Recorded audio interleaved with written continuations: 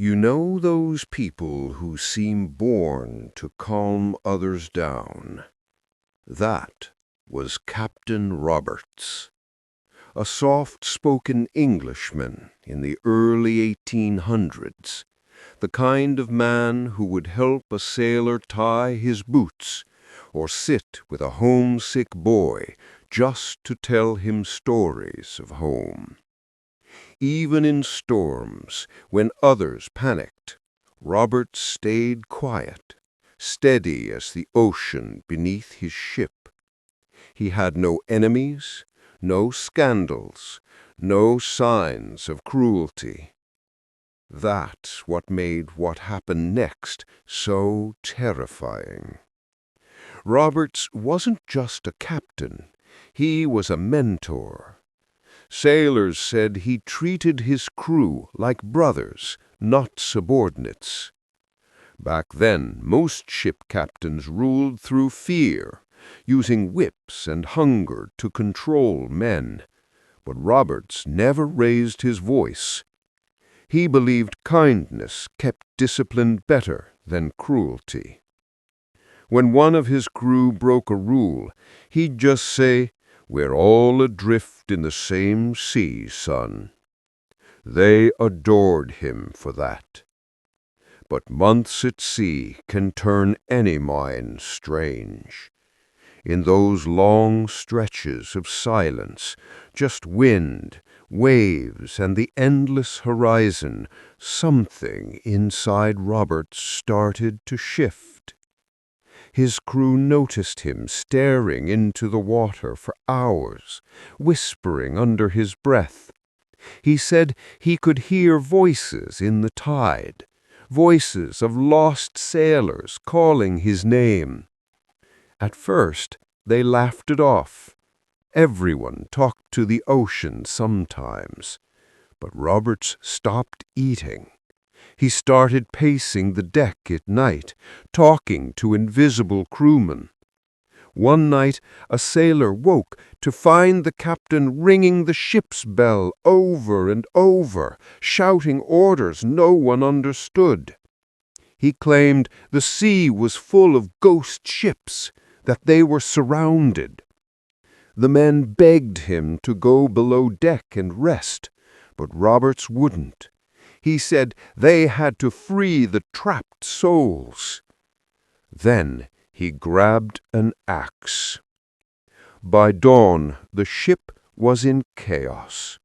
Roberts had smashed the compass, slashed the sails, and attacked 2 of his officers. He believed they were impostors sent by the sea to test him. The crew finally managed to tie him down, but he was still smiling, still whispering orders to invisible men. They tried to sail back to port, but the damage was too great.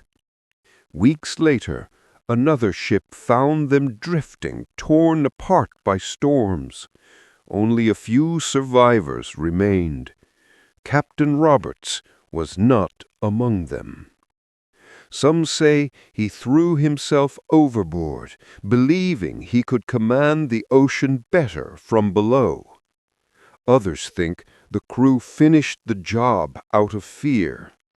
His body was never found, just a hat floating in the waves. What makes Robert's story so haunting isn't just that he snapped. It's how thin that line really was. A kind, patient man who kept others sane for years, undone by the same sea he loved. Maybe the ocean didn't steal his mind at all. Maybe it just reflected what was already buried there, waiting for silence to bring it to the surface. Have you ever met someone who seems harmlessly eccentric, like their weirdness is almost charming? That was Charles Guiteau. In another life, he could have been that overly polite neighbor who quotes Bible verses at the mailbox. But in 1881, his divine mission turned into one of the strangest and most tragic assassinations in American history. Guiteau wasn't born a villain. He was just off. He grew up obsessed with religion, constantly chasing the feeling that God had chosen him for something big. He joined a religious commune once. They kicked him out after he wouldn't stop preaching to people who were trying to eat breakfast. He tried law and failed. Tried writing, failed. Tried ministry, failed again. Every failure just deepened his conviction that the world didn't recognize his greatness. Then came President James Garfield. When Garfield won the election, Guiteau decided he'd helped make it happen, even though he hadn't done anything remotely useful. He wrote a speech no one asked for, handed it out to anyone who'd take it, and somehow convinced himself that Garfield owed him a diplomatic job in Paris. When the White House didn't respond, Guiteau's polite letters turned to threats, then prayers, then both.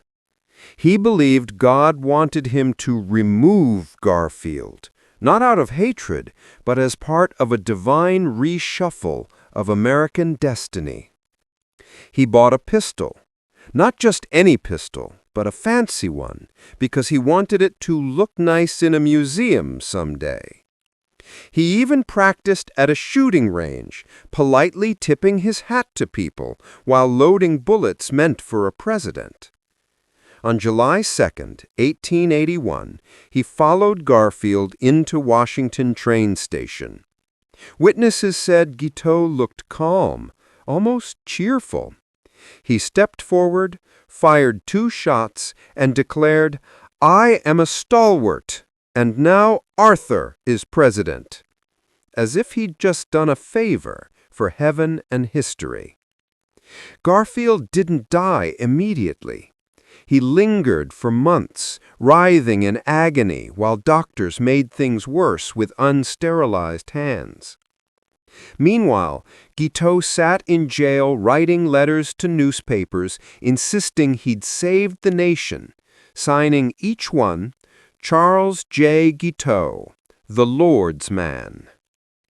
During his trial, he delivered bizarre speeches, quoting scripture and occasionally flirting with women in the audience. When the guilty verdict came, he didn't flinch. He said, "I am not guilty of murder. I killed him as a political necessity." Even his final words on the gallows were delivered like a sermon, upbeat, self-assured, utterly disconnected from reality. He sang a hymn as they placed the noose around his neck. Guiteau's story isn't just about delusion. It's about how faith, ego, and failure can fuse into something terrifying. He never saw himself as evil. In his mind, he was a prophet surrounded by fools. But maybe that's what makes it so chilling. The thought that conviction, when twisted hard enough, can make even a gentle man believe that murder is mercy. Some tragedies don't start with hatred. They start with love that just couldn't survive the pressure. Mary Lamb wasn't a monster. She was a gentle, witty woman who wrote children's books and cared for her family with quiet devotion. If history were fair, she'd be remembered for her writing, not for what happened on one terrible afternoon in 1796. But life rarely remembers the calm before the storm. Mary grew up in London with her brother Charles. Yes, that Charles Lamb, the beloved essayist. They were inseparable. She helped him through sickness, poverty, and loneliness.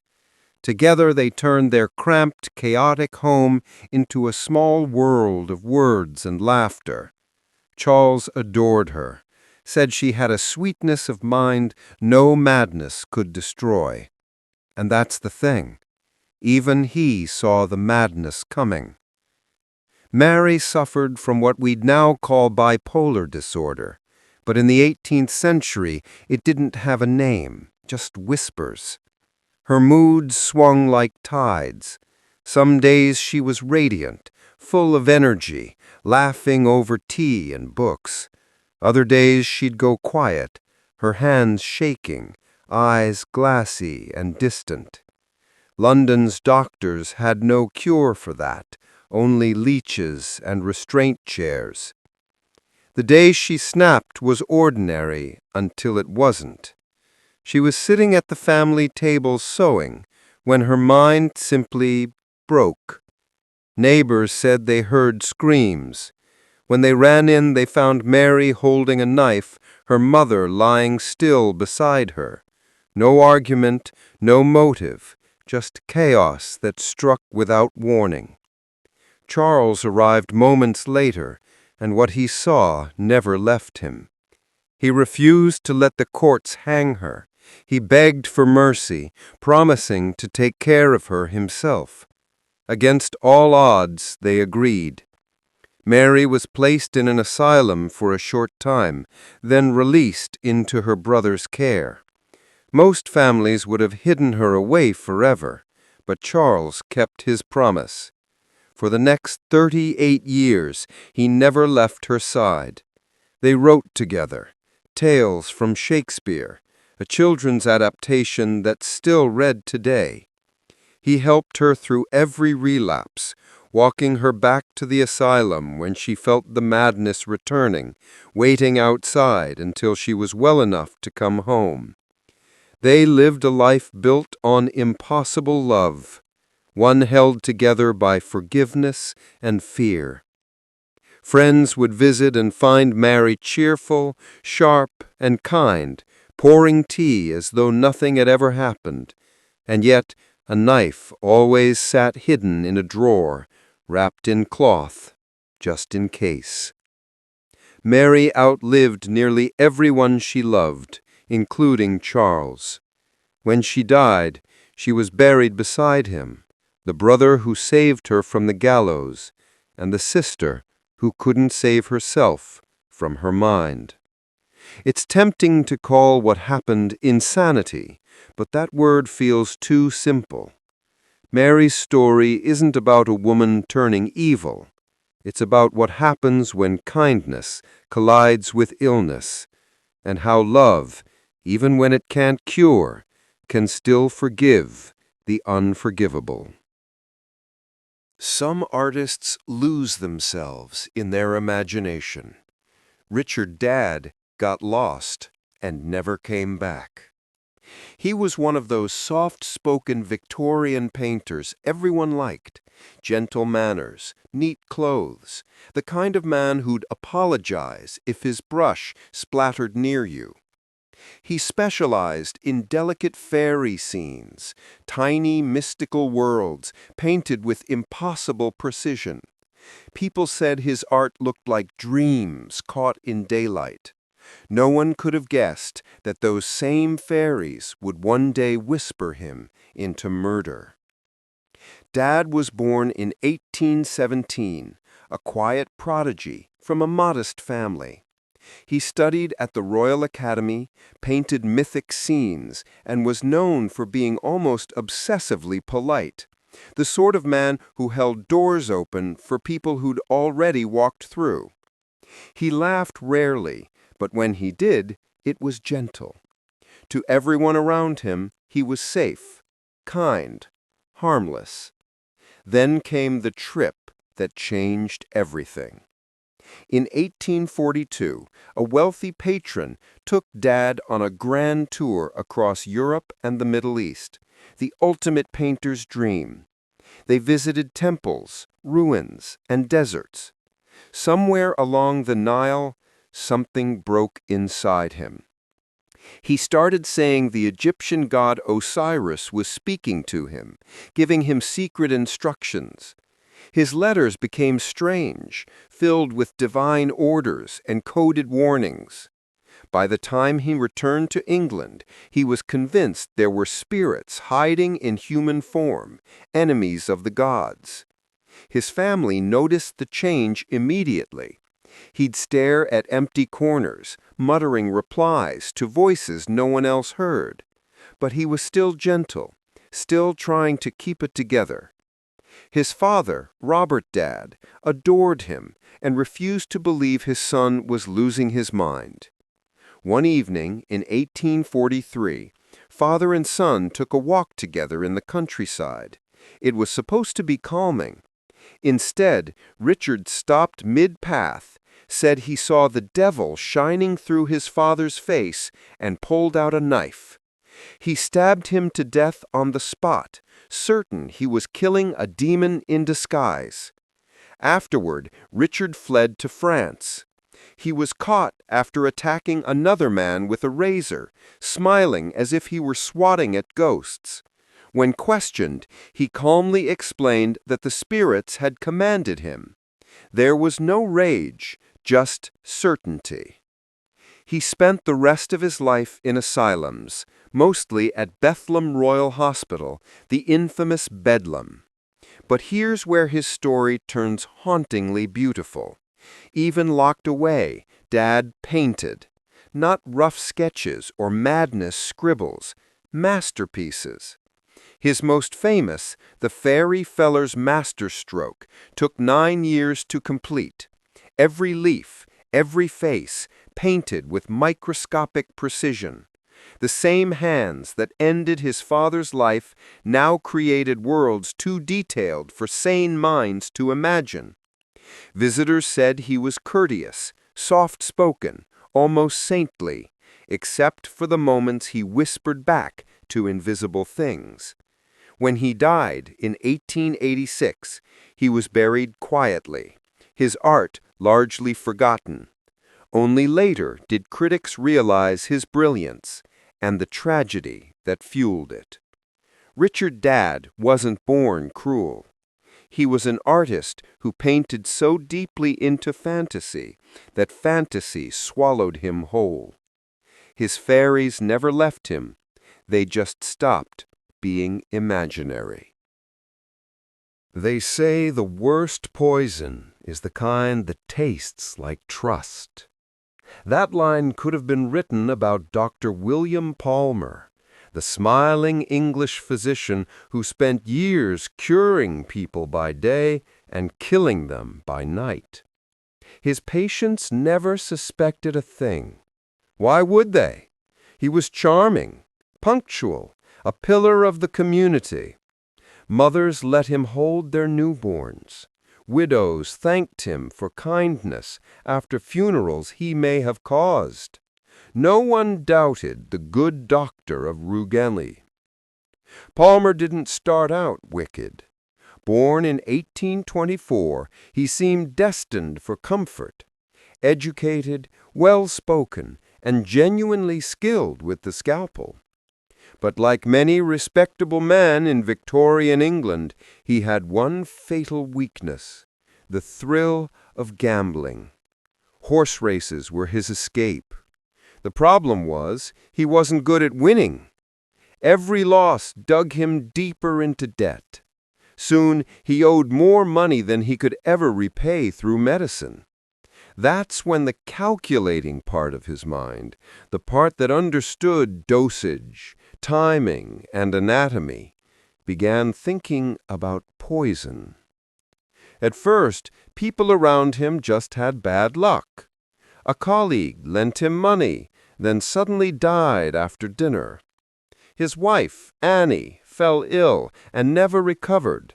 The doctor, of course, oversaw her care personally. Then came a string of deaths that all shared one strange detail. Everyone had money connected to Palmer, and all of them died with their stomachs burning. Palmer favored strychnine, a poison that attacks the body's nerves. Victims would suffer violent spasms, unable to breathe, their faces locked in a grimace known as the strychnine smile. He was precise, methodical, even professional. He'd stay by their bedside, whispering comfort while watching the convulsions he'd caused. When they died, he'd sign the death certificate himself, often noting natural causes. It's hard to imagine a colder kind of control. The murder that finally exposed him was his friend John Parsons Cook, a fellow gambler who'd recently won big at the track. Palmer celebrated with him, drank with him, and helped him recover from a sudden stomach pain the next day. Cook writhed in agony for hours before dying, reportedly gasping, "I'm poisoned." Palmer insisted he was delusional. But suspicion grew. An autopsy was ordered, and though detecting strychnine back then was tricky, too many coincidences pointed straight at the doctor.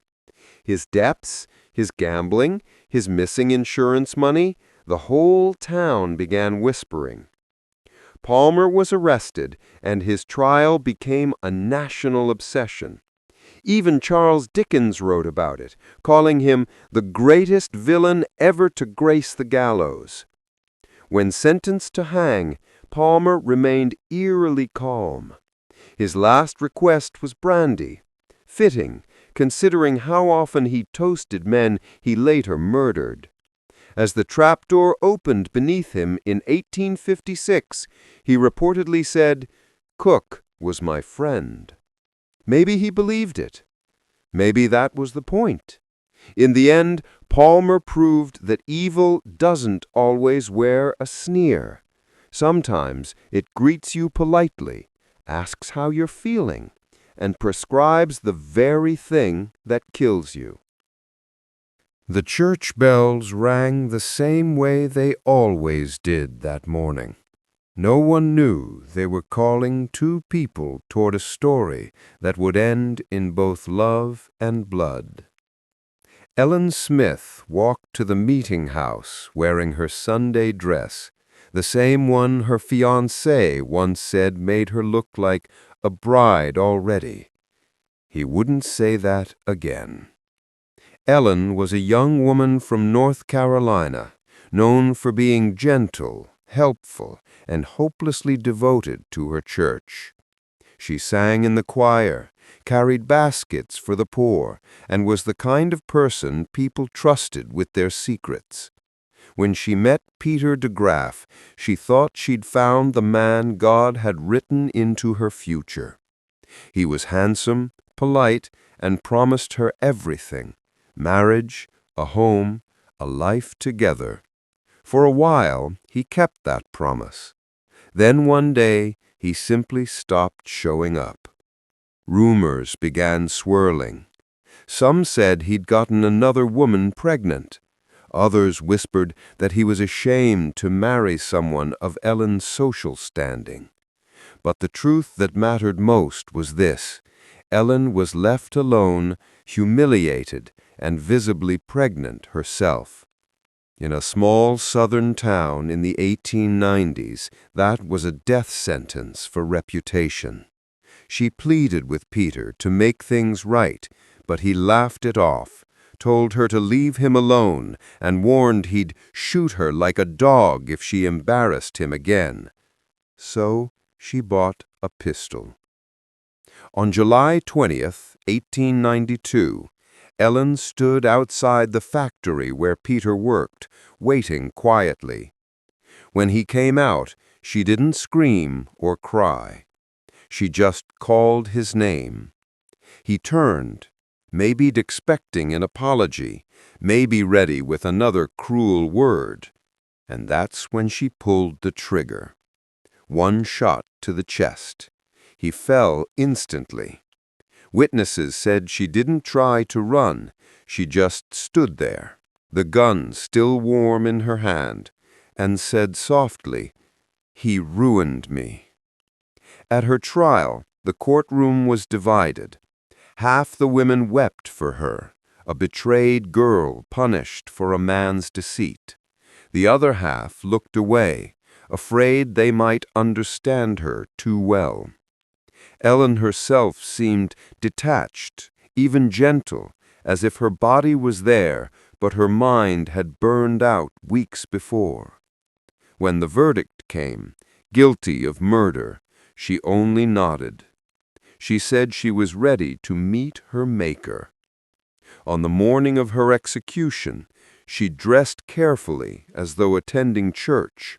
She prayed, sang hymns, and forgave Peter aloud before they led her to the gallows. Witnesses swore she smiled faintly before the trapdoor opened. Afterward, her story spread across the South as both a warning and a lament.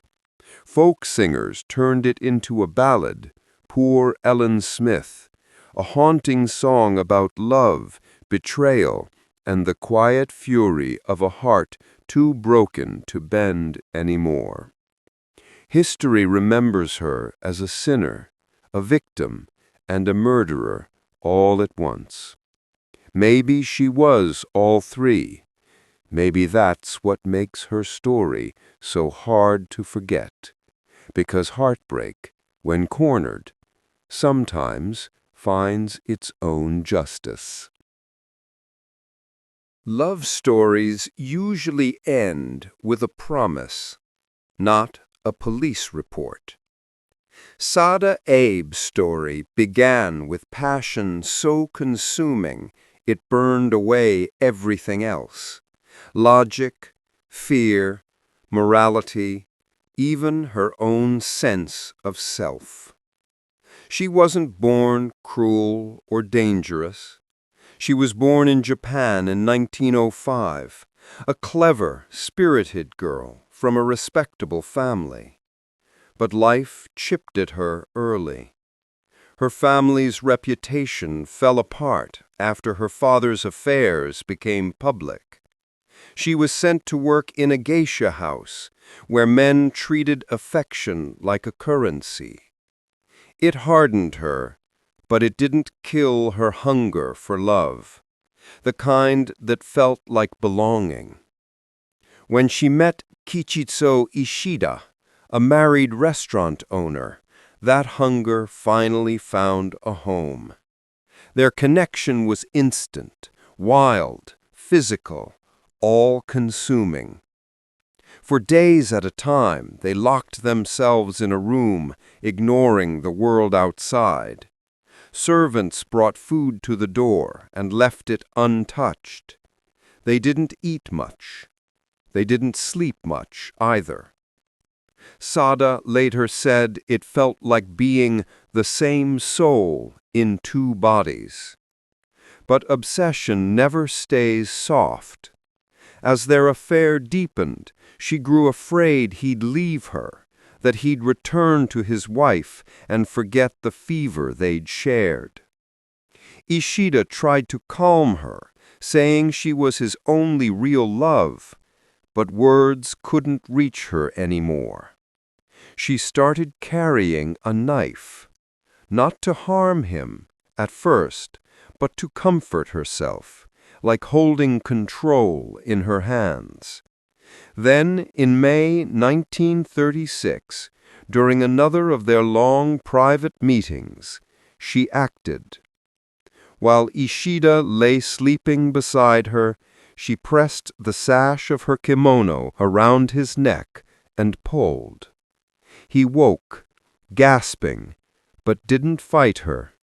She said he smiled at her as he died. When it was over, she whispered that she wanted him to stay with her forever. Then she took a knife and severed his genitals, wrapped them carefully in a cloth, kissed them, and carried them with her when she left the inn. The police found her days later, wandering Tokyo in a daze, clutching the bundle like a love letter. When they arrested her, she didn't cry or resist. She simply said, "I loved him too much. I couldn't let him go." The newspapers went wild. Japan had never seen a crime like it. Equal parts horror and heartbreak. Some called her a monster. Others, disturbingly, called her romantic. Crowds gathered outside the courthouse just to see her face. When asked if she regretted what she'd done, she answered softly, "No, he is always with me." Sada Abe served only a few years in prison. When she was released, she disappeared into anonymity, her legend living on in films, books, and endless retellings. To some, she remains a symbol of female desire unleashed. To others, a warning about obsession's final form. But maybe the truth is simpler. She was a woman who mistook possession for love, and when the dream of forever began to fade, she made sure it couldn't. History loves its heroes, but it often forgets what happens to them after the applause fades. Henry Rathbone was supposed to be one of those heroes. On the night of April 14, 1865, he was sitting in Ford's Theater beside Abraham Lincoln when John Wilkes Booth crept in and changed American history. Rathbone lunged to stop the assassin. He caught Booth's blade in his arm as the killer fired the fatal shot. He fought back, bleeding, while chaos exploded around him. People remembered him as brave, the young officer who tried to save the president. But what they didn't see was how that single night would haunt him until it hollowed him out completely. Henry had everything before that night. He was handsome, well-educated, and engaged to Clara Harris, a senator's daughter who adored him. They were the picture of civility and grace, the kind of couple society envied. But after Ford's Theater, Henry was never the same. He replayed the attack in his mind constantly, waking up drenched in sweat, screaming that someone was behind him. He stopped sleeping, started drinking, and couldn't stand loud noises. They didn't call it PTSD back then, just nervous disorder. But it ate him alive. He blamed himself for not stopping Booth in time. He'd look at the scar on his arm and say it should have been his throat instead of Lincoln's. Clara tried to comfort him, but guilt doesn't respond to kindness. Over the years, they married and had children, but their home was no longer peaceful. Henry's paranoia grew worse. He became convinced people were watching him, that intruders were whispering in the walls. He once stood guard over his sleeping family with a loaded pistol, insisting assassins were coming for them next. Doctors couldn't help. They prescribed fresh air, walks, and patience. But Henry's mind was trapped in that theater forever. By 1883, 18 years after the assassination, his breaking point finally came. The couple was living in Germany when Henry's delusions turned violent. One night, convinced Clara was plotting to kill him, he pulled out a revolver and shot her to death before stabbing himself repeatedly in the chest. He survived. She didn't. Authorities found him covered in blood, mumbling apologies and fragments of that night in Washington, as if Lincoln's death and Clara's had fused in his mind. He spent the rest of his life in an asylum, a once gallant soldier, now pacing endlessly in circles, talking to ghosts that no one else could see. Henry Rathbone died in 1911, still confined, still haunted. His children never spoke publicly about him. Even history tucked him away, an uncomfortable footnote to a national tragedy. He tried to stop one death and ended up causing another. And maybe that's the cruelest part of trauma. It doesn't always kill you right away. Sometimes it waits, years, quietly, until the night you can't tell memory from madness. He spent his life killing people, legally. That was Johann Reichardt's profession, state executioner. But the thing about doing death for a living is that it doesn't stop at your hands. It crawls into your mind. By the time the war ended, Reichhardt couldn't tell the difference between justice and cruelty. And when his country changed sides, so did his guilt. Reichhardt came from a long line of executioners, 8 generations, in fact. It was practically the family business. In early 20th century Germany, the role still existed, half bureaucratic and half terrifying. He was methodical, punctual, even polite. When he took over as Bavaria's official executioner in the 1920s, he introduced efficiency to the gallows, replacing the old methods with the guillotine for cleaner work. He treated killing like administration, cold, precise, emotionless. When the Nazis rose to power, Reichhardt didn't refuse the job. He adapted. Someone had to carry out the law, he said. But under Hitler, the law turned monstrous. Political prisoners, resistance members, and ordinary citizens began pouring into his chambers. He executed over 3,000 people between 1933 and 1945, some for actual crimes, many for nothing at all. Still, he kept his routine. He'd polish the blade, record the time, and sign the paperwork. After each session, he'd quietly light a cigarette and walk home to his wife. People later said he didn't seem cruel, just numb. That might have been worse. When Germany fell in 1945, Reichhardt was suddenly on the other side of the gallows. The Allies arrested him, assuming he was a war criminal. But here's the strange twist. They didn't execute him, they hired him.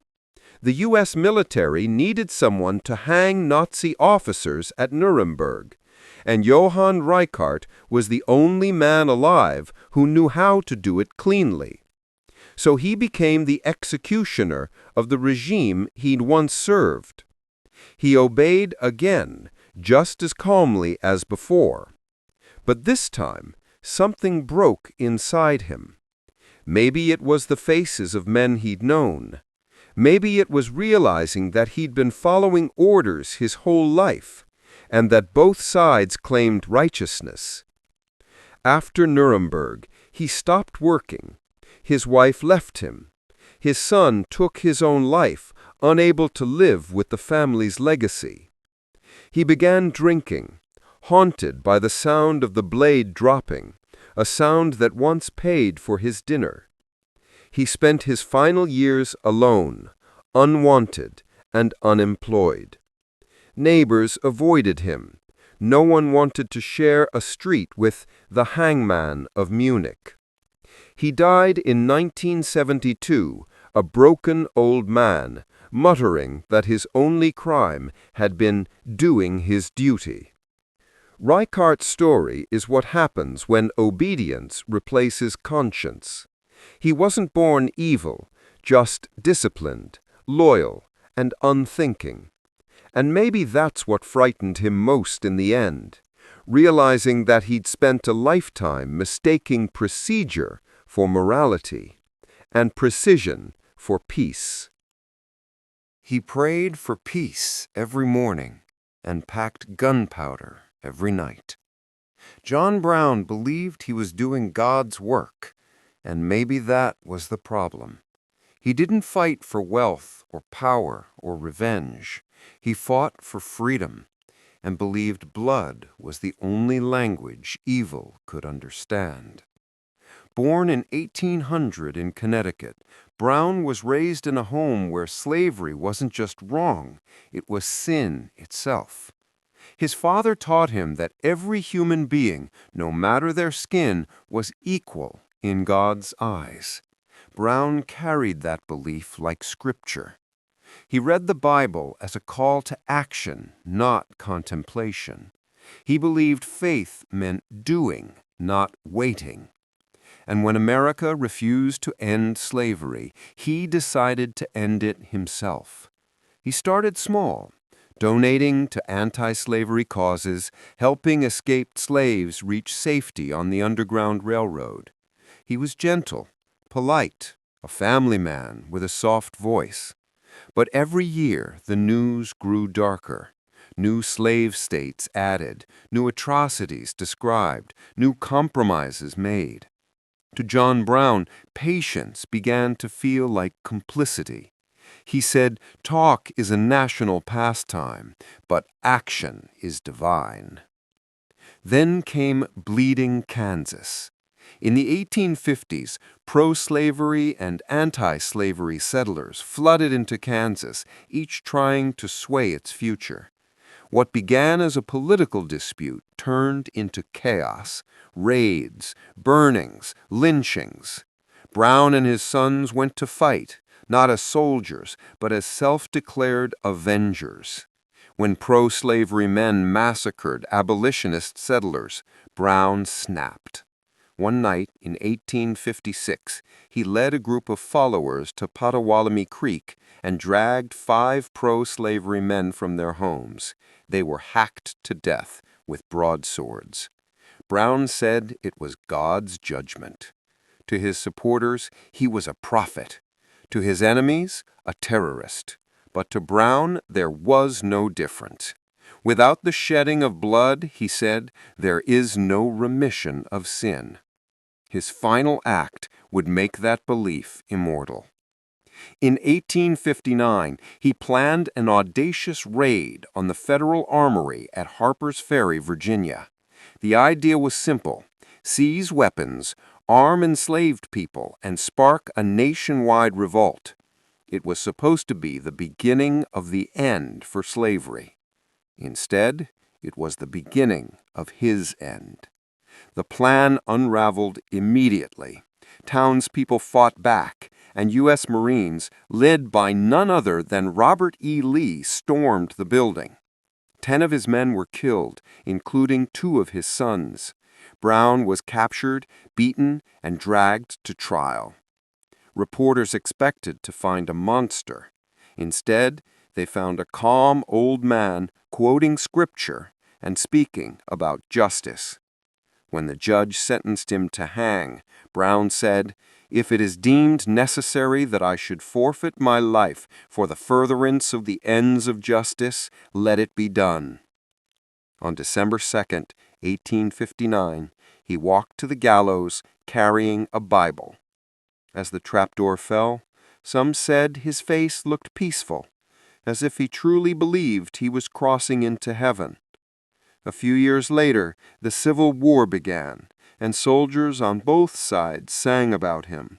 John Brown's body lies a-moulderin' in the grave, but his soul is marchin' on. He died convinced he'd done God's will. Maybe he had. Or maybe he just proved how dangerous righteousness becomes when mercy runs out. They called her the Angel of Assassination.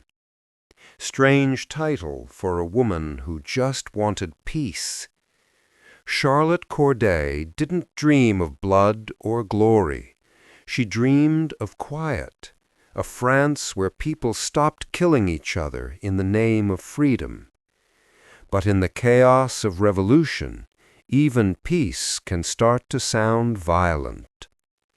Corday was born into minor nobility in Normandy, 1768. Well-educated, calm, soft-spoken. She spent her youth reading Rousseau and Plutarch, learning about virtue and sacrifice. When the French Revolution began, she supported it at first. Liberty, equality, all the bright promises of reason. But by 1793, the revolution had become a nightmare. The guillotine no longer waited for tyrants. It feasted daily on anyone accused of being one. And the man feeding that blade was Jean-Paul Marat. Marat was a radical journalist, loud, brilliant, and consumed by hatred.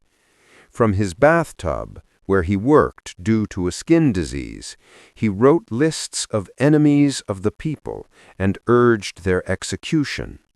Every morning names appeared in his newspaper. Every night heads rolled. To Charlotte, this wasn't freedom. It was madness wearing a patriotic mask. She decided to stop it the only way she knew how. She traveled to Paris alone, carrying a single kitchen knife under her dress. She rented a cheap room and wrote a letter to her father saying she was going to save France. Then she bought a ticket to see Marat, under the pretense of giving him names of traitors. When she entered his apartment, he was soaking in his bath, wrapped in a dirty sheet, scrawling notes. He looked fragile, pale, blistered, almost pathetic. Charlotte bowed politely and handed him her list. As he began to read, she reached into her dress, pulled out the knife, and plunged it into his chest. One clean strike. His cry echoed through the flat, "Help me, my dear friend!" But by the time anyone came running, France's most dangerous pen had fallen silent. Charlotte didn't flee. She stood calmly by the tub, her dress stained red, and said, "I killed one man to save 100,000. When soldiers arrested her, she smiled and said, "I have done my duty."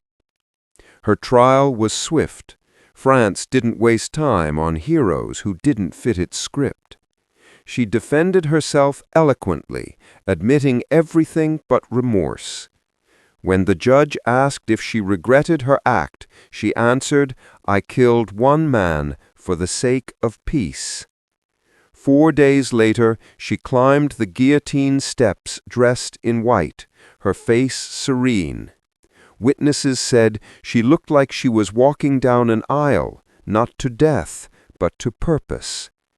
As the blade fell, someone shouted, "She's braver than all of us." Marat became a martyr.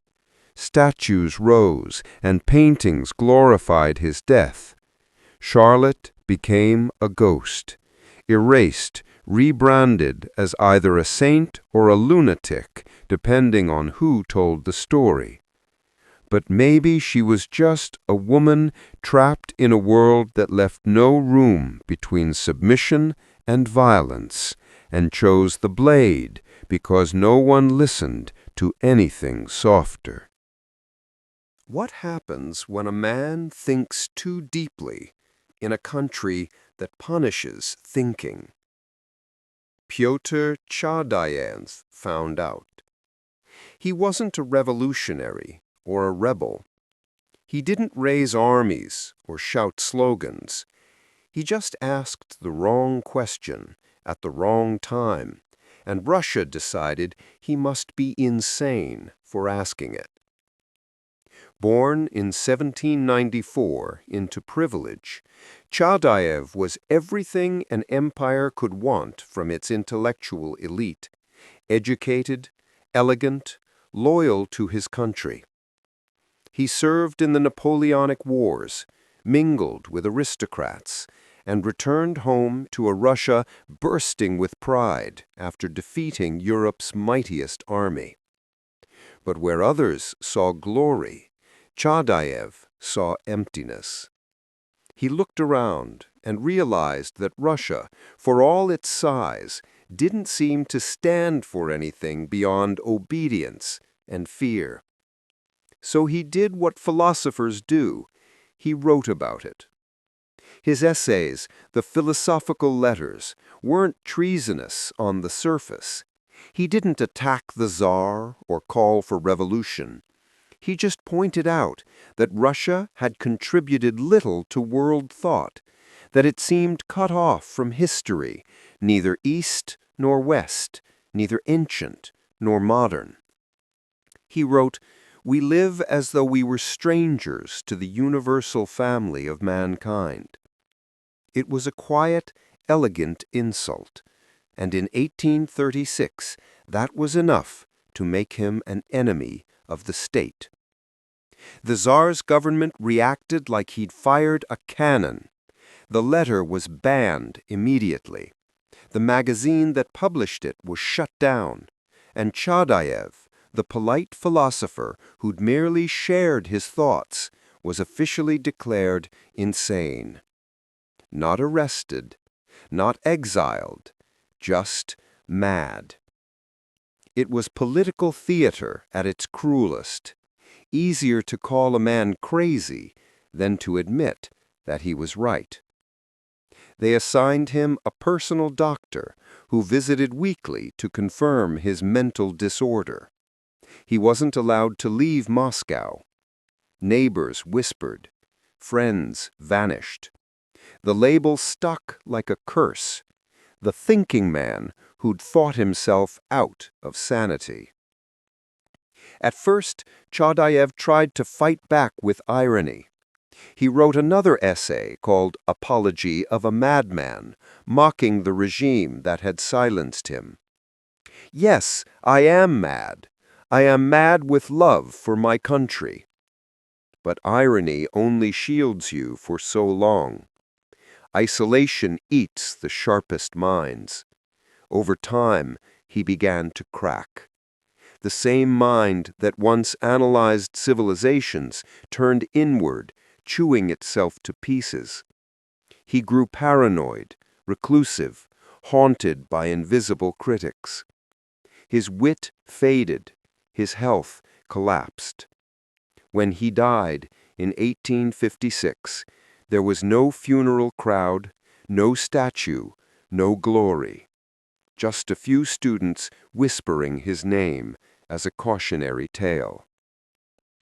Decades later, Russian thinkers like Dostoevsky and Herzen would rediscover him, calling him the man who awoke our national conscience. Pyotr Chadayev's story is the quiet tragedy of an intellect punished for clarity. He didn't go mad because his ideas were dangerous. He went mad because no one was allowed to answer them. And in a country where silence is sanity, maybe madness was the only honest response left. It's strange how wanting to look rich can end up costing you everything. Mathilde Lausel wasn't greedy. She just wanted to belong, to be seen, admired, maybe envied a little. That small hunger, so ordinary and human, grew into the kind of tragedy that doesn't spill blood, but bleeds a lifetime away instead. You might know her story from Guy de Maupassant's famous short story, The Necklace, but that tale wasn't pure fiction. It was inspired by women like Mathilde, real Parisian socialites of the late 1800s who lived on the edge of gentility, forever trying to stretch a middle-class life into a noble fantasy. Mathilde wasn't cruel or vain. She was kind, generous even. She helped her neighbors, visited the sick, and smiled through envy she couldn't help feeling. She just believed she deserved a little more sparkle in her life. When her husband, a modest clerk, brought home an invitation to a grand ministry ball, Mathilde's joy turned to despair. She had no dress fine enough, no jewels to match the occasion. To her, attending underdressed felt worse than not attending at all. So her husband scraped together their savings for a gown, and Mathilde borrowed a diamond necklace from her wealthy friend, Madame Forestier. "Now you'll look perfect," her friend said. And for one night she did. At the ball, Mathilde was radiant, the center of every gaze. She danced, laughed, and felt alive for the first time in years. But when they returned home, the dream shattered. The necklace was gone. They searched the cab, the street, the ballroom. Nothing. Panic turned to horror. Mathilde couldn't bear to tell her friend the truth. Instead, she and her husband quietly replaced the necklace with an identical one, bought from a jeweler for a staggering sum, 36,000 francs. They borrowed money, signed impossible loans, sold what little they owned. And then came 10 years of punishment. The Losels fell into poverty. Mathilde dismissed her maid, moved into a shabby apartment, and learned to scrub floors until her hands cracked. Her husband worked multiple jobs. She aged decades in a few years. The elegance she once longed for vanished under dirt and exhaustion. After a decade of suffering, she saw Madame Forestier on the street, still young, still beautiful. Mathilde, now almost unrecognizable, told her the truth, that she'd replaced the necklace and spent 10 years repaying it. Her friend gasped, not in anger, but in disbelief. "Oh, Mathilde," she said softly, "my necklace was fake. It was worth 500 francs at most." It's one of those endings that feels too cruel to invent. A punishment so ordinary it could happen to anyone. Mathilde Losel never committed a crime, never hurt anyone. Her only sin was shame, the kind that makes us hide the truth instead of facing it. Her story endures because it's so human. We've all borrowed something from someone: time, trust, appearances, and feared being found out. But Mathilde paid her debt in full, not with money, but with her youth. Some people chase fame with a camera. Arthur Bremer chased it with a gun. He wasn't driven by politics or hate, just loneliness, the kind that rots quietly, year after year, until you start thinking the only way the world will notice you is if you make it bleed. Arthur was born in Milwaukee in 1950, a quiet kid from an ordinary family. He wasn't abused or starving, just invisible. He had no close friends, no real confidence, and no sense of belonging. Teachers remembered him as polite, but blank, like someone who'd stopped expecting to be seen. When he got older, he tried to reinvent himself, bought nicer clothes, practiced fake smiles in the mirror, wrote in a diary about how he'd be someone someday. But the more he tried to be noticed, the more the world ignored him. By the early 1970s, Arthur's loneliness had hardened into something bitter. He wanted attention, not affection, not understanding, just recognition. That's when he started fixating on the idea of assassinating someone powerful. Not out of ideology, but as a shortcut to significance. "It's better to be wanted for murder," he wrote, "than not wanted at all." At first, he set his sights on President Richard Nixon. He followed him to campaign events, studying his schedule, even dressing in a suit to blend in with reporters. But the Secret Service was too tight. Nixon was untouchable. Then Bremer read about George Wallace, the segregationist governor running for president as an independent. Wallace held open rallies, shook hands, smiled for cameras. He was accessible, perfect. On May 15, 1972, Arthur drove to a Wallace rally at a shopping center in Laurel, Maryland. He carried a revolver and wore a red, white, and blue outfit, not out of patriotism, but because he thought it would look good on TV. When Wallace approached the crowd, Bremer pushed forward, lifted the gun, and fired 5 times. Wallace survived, but the bullets shattered his spine, leaving him paralyzed for life. 3 others were wounded. Arthur didn't run. He didn't even look panicked. Witnesses said he smiled faintly, as if he'd finally completed a performance he'd been rehearsing for years. In his car, police found his diary, 137 pages long, a haunting mix of boredom, self-pity, and bizarre self-awareness. He wrote about wanting to make headlines, to get laid because I'm famous, and even mused about how his life would be portrayed in movies. He was sentenced to 63 years in prison, where he served 35, before being quietly released in 2007. He vanished from public view, living under a new identity. But his diary didn't vanish. It became the blueprint for the film Taxi Driver, which inspired another lonely young man, John Hinckley Jr., to try the same thing years later. Arthur Bremer didn't kill anyone that day, but his hunger for fame infected history itself. He wanted to be remembered for one moment, and in a twisted way, he got what he wanted.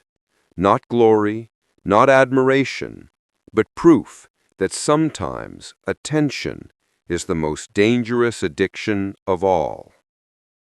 When the war ended, everyone went home, except Onoda. He stayed in the jungle for 29 years, convinced peace was a lie. And in those decades of silence, his loyalty turned into something that looked a lot like madness. Onoda was born in 1922 in Japan, the son of a modest family. He was gentle, disciplined, and idealistic, a boy who believed in honor above everything else. When World War II came, he joined the Imperial Japanese Army and trained as an intelligence officer. His orders were clear: go to the Philippine island of Lubang, sabotage the enemy, and never surrender, no matter what. It might take years, his commander said. Japan will never give up. Onoda believed him. In 1945, the war ended. Japan surrendered after the atomic bombings. Cities lay in ruins, and soldiers all over the Pacific laid down their weapons. But no one told Onoda. The army couldn't reach him. He and a few other soldiers stayed hidden in the dense jungle, waiting for orders that would never come. At first, it wasn't hard to believe the war was still on. Planes flew overhead, leaflets dropped from the sky saying Japan had surrendered. Propaganda, he thought. Newspapers, photos, even family letters sent through search parties, all dismissed as enemy tricks. They want us to give up, he told his men. We will not. Years passed. The others died or surrendered. Onoda stayed. He stole rice from villagers, repaired his old uniform, and sharpened his rusting rifle. He wasn't cruel, but he was committed. When locals tried to farm near his hiding spots, he'd fire warning shots or burn their crops, believing they were enemy spies. Some died. He kept a small journal, marking each year as if the empire still existed. In his mind, Japan was still out there, waiting for him to return in triumph. When rescue teams came shouting his name, he hid deeper in the forest. He thought they were prisoners forced to act in enemy propaganda. Time stopped moving for him somewhere in 1945. Then in 1974, nearly 30 years later, a young traveler named Norio Suzuki decided to find Onoda, a panda, and the abominable snowman. Miraculously, he did. Suzuki stumbled into the jungle and found Onoda, alive, still in uniform, his rifle clean and ready. He didn't shoot him. He was polite, cautious. He told Suzuki he would not surrender until he received official orders. So Suzuki went back to Japan and found Onoda's old commanding officer, now a bookseller in his 70s. The man flew to Lubang, stood before Onoda, and gave the order himself. "Lieutenant Onoda, the war is over. You are relieved of duty." Only then did Onoda lower his rifle. He wept, he saluted, and he went home, to a Tokyo he no longer recognized. Skyscrapers replaced the ruins he remembered. The emperor was a figure on television. He said he felt no regret for what he'd done, only sadness that the world had changed without him. He'd lived his entire adult life in a war that ended before it ever began. Hiroo Onoda died in 2014 at the age of 91. To some, he was a hero of loyalty. To others, a cautionary tale about blind faith. But maybe he was just a man too obedient for his own time, a soldier who never realized that peace, too, was an order he was allowed to follow. They called him Little Father. He wanted to be exactly that, a gentle shepherd of his people. But Nicholas's kindness wasn't strength, and his faith couldn't save him from the world he refused to understand. In trying to be loved by everyone, he ended up destroying everything. Nicholas Romanov never wanted to be Tsar. When his father died in 1894, he wept not just from grief, but from terror. "I am not prepared to rule," he told a cousin. He was right. He was polite, religious, devoted to his wife and children, the kind of man you'd trust with a family, not an empire. But Russia wasn't a family. It was a restless giant of peasants, workers, and revolutionaries, simmering under centuries of autocracy. And Nicholas believed he could calm them with prayers. He wasn't cruel by nature.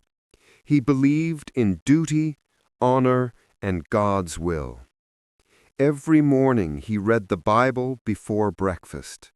Every evening he played with his children in the palace nursery. To him, the throne was sacred, something to be preserved, not questioned. But as the 20th century dawned, the world outside his palace was changing fast. Industry was rising, cities swelling, hunger spreading. The people wanted reform, but Nicholas believed compromise was weakness. Then came January 22nd, 1905, the day Russia stopped seeing him as a father. Tens of thousands of peaceful protesters marched to the Winter Palace, carrying icons and banners begging for better wages and fairer laws. They weren't rioting, they were praying. At their head walked a priest, Father Gapon, holding a petition addressed to the Tsar himself.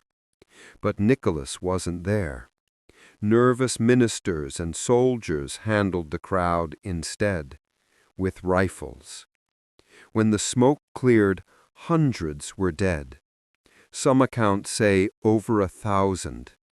The snow outside the palace turned red, and the world called it Bloody Sunday. The people had come to kneel and were answered with bullets. Nicholas insisted he hadn't ordered it, that it was a tragic misunderstanding. But to his subjects the illusion shattered. The little father had become the butcher czar. After that, his reign unraveled slowly, painfully. He granted a parliament, then dissolved it when it disagreed with him. He trusted mystics like Rasputin to heal his sick son, which turned his court into a circus of whispers. He ignored warnings about war, about famine, about revolution, always convinced that faith and family loyalty would hold the empire together. They didn't. By 1917, the Romanov dynasty collapsed in fire and hunger. Nicholas abdicated quietly, still certain God had a plan. Even in captivity, he remained gentle, signing letters with love, reading bedtime stories to his children as if exile were just another royal tour. When the Bolsheviks executed his family in a basement a year later, he met the end calmly, praying as the guns rose.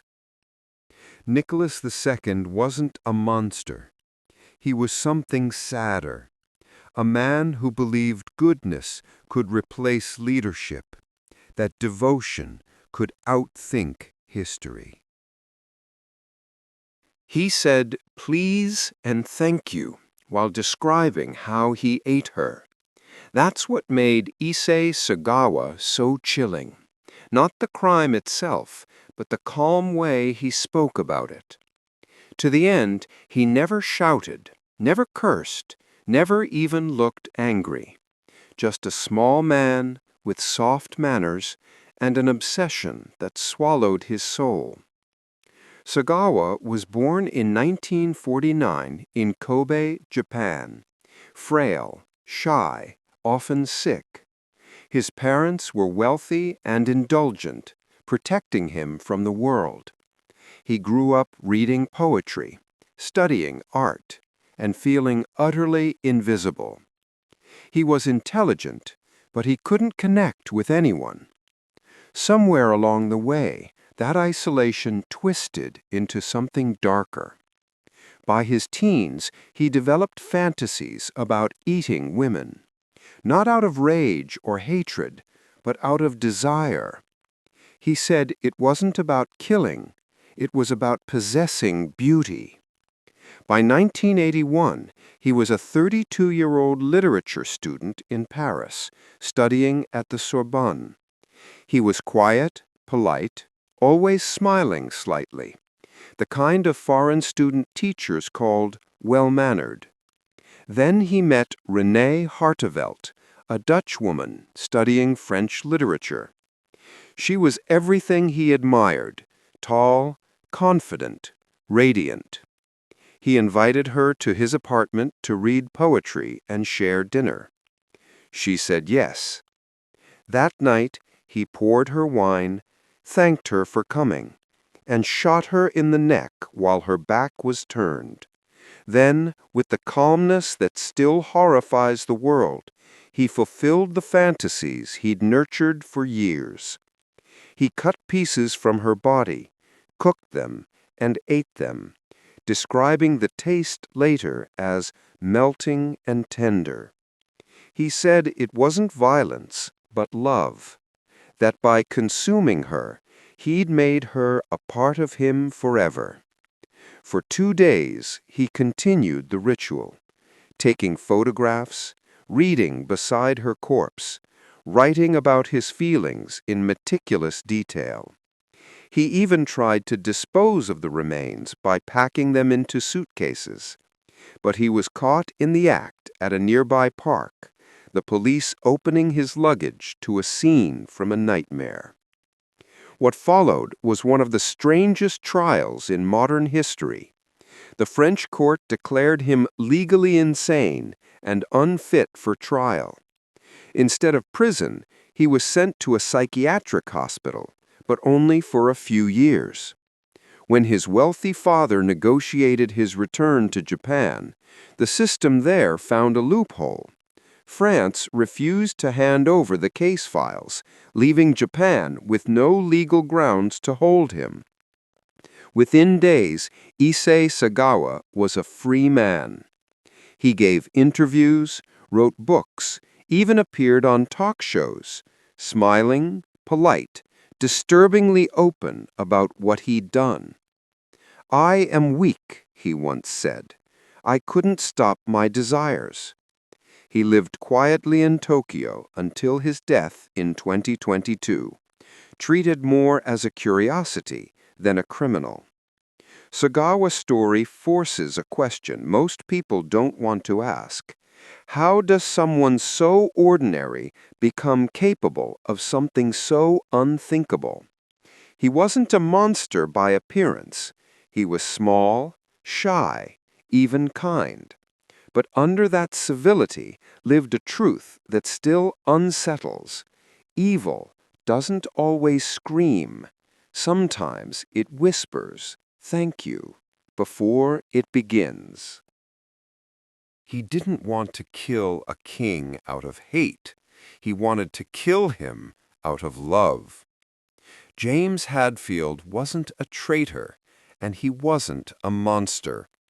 He was a soldier who'd lost too much blood, too much sanity, and too much faith in a world that refused to make sense. When he pulled the trigger at King George III, he honestly thought he was saving everyone, including the king himself. Hadfield was born in 1772 in England, a man of ordinary beginnings with a streak of quiet bravery. He enlisted young and fought for his country during the French Revolutionary Wars. By all accounts, he was a good soldier, loyal, disciplined, even cheerful. But war eats at the mind as surely as it tears the body. At the Battle of Tourcoing, a saber struck his skull, fracturing it so severely that surgeons doubted he'd survive. He did, but he was never the same. The wound left him with unpredictable fits, violent mood swings, and strange visions.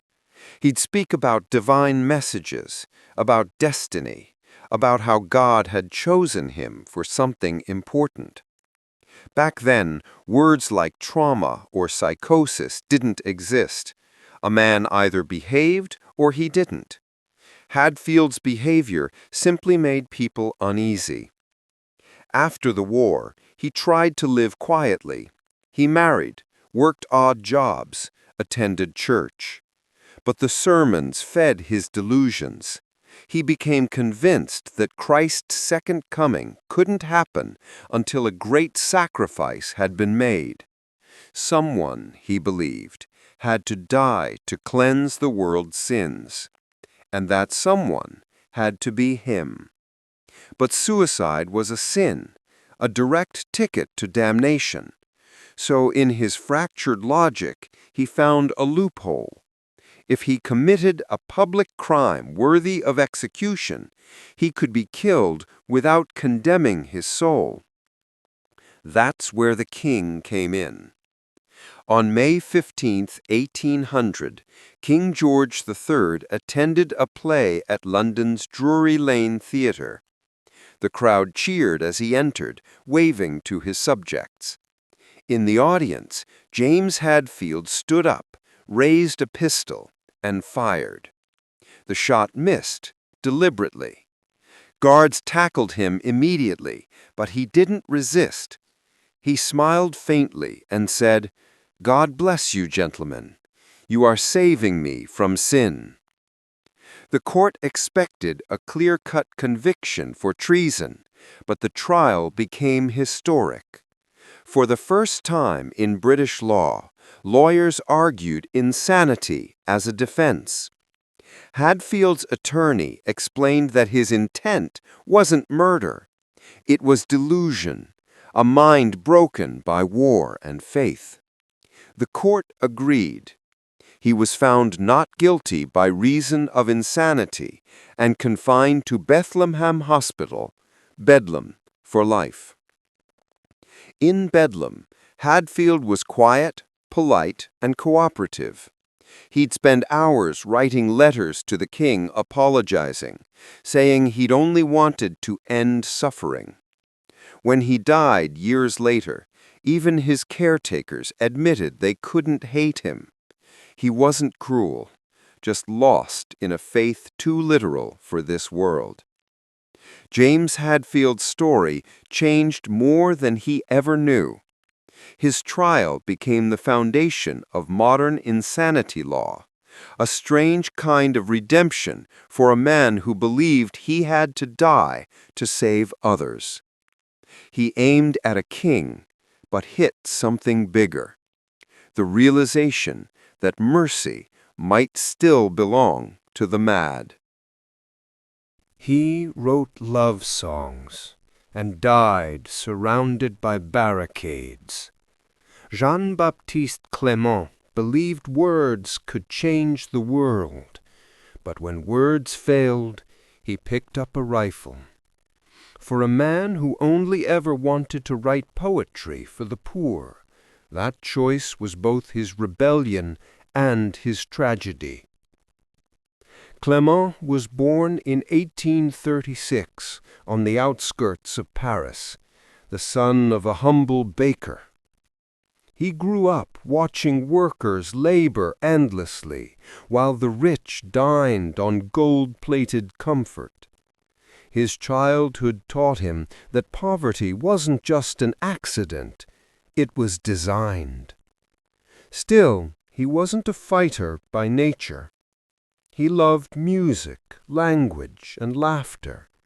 He wrote verses about love, bread, and hope, poems that gave voice to people who never had one. In his 20s, he joined the socialist movement, not out of hatred for the wealthy, but out of compassion for the hungry. He spent nights in smoky cafes reading poems to workers who just finished 16-hour shifts, his words soft and angry all at once. The police called him a troublemaker. He called himself a patriot. Then came 1871, the year Paris exploded. After France's humiliating defeat in the Franco-Prussian War, the new government abandoned the city, leaving its people starving. The citizens, laborers, teachers, seamstresses, even veterans, rose up to form their own government, La Commune de Paris. It was democracy from the bottom up, wild, fragile, idealistic. And Clément, the gentle poet, suddenly found himself a revolutionary leader. He didn't plan it. He just couldn't watch the suffering anymore. He helped organize food supplies, wrote manifestos, and sang songs that became battle hymns. He wasn't armed with ideology as much as empathy. But in revolutions, empathy is dangerous. La Commune lasted only 2 months before the French army returned with vengeance. What followed was a massacre so brutal they called it La Semaine Sanglante, the Bloody Week. Clément fought until the end. Eyewitnesses said he carried a rifle that looked too heavy for him, firing from behind a barricade of furniture and paving stones. He wasn't trying to win, he was trying to protect what little humanity the uprising still had left. When the soldiers broke through, tens of thousands were slaughtered or executed without trial. The streets of Paris ran red again, this time not from royalty's blood, but from workers. Clément escaped by miracle. He fled into exile, hiding in Belgium. But he kept writing, not about victory, but about grief. His most famous poem, Le Temps des Cerises, The Time of Cherries, became the anthem of lost revolutions. It sounds like a love song, but every cherry in the lyrics stands for a drop of blood. He eventually returned to France years later, old and disillusioned, but still gentle. He never stopped believing in kindness, even after watching kindness lose. Jean-Baptiste Clément's life reminds us that not all revolutions are born from rage. Some come from tenderness so deep it can no longer bear injustice. He wanted to heal the world with poetry, and when that failed, he fought for it. He never fired many bullets, but his words are still echoing long after the cannons went quiet. He wanted to prove that kindness wasn't a miracle, just math.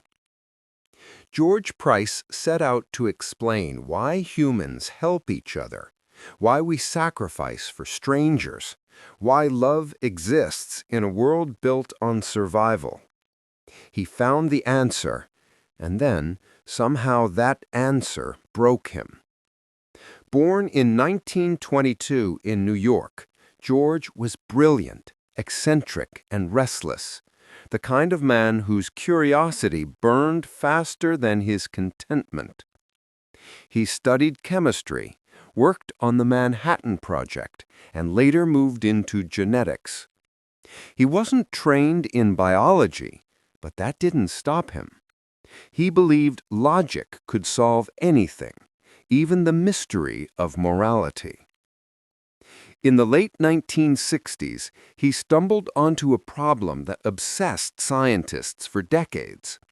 If evolution favors the strong, why do humans sacrifice themselves? Why do mothers die for children, or strangers risk their lives for others? Nature shouldn't reward generosity, yet it clearly does. So Price started calculating.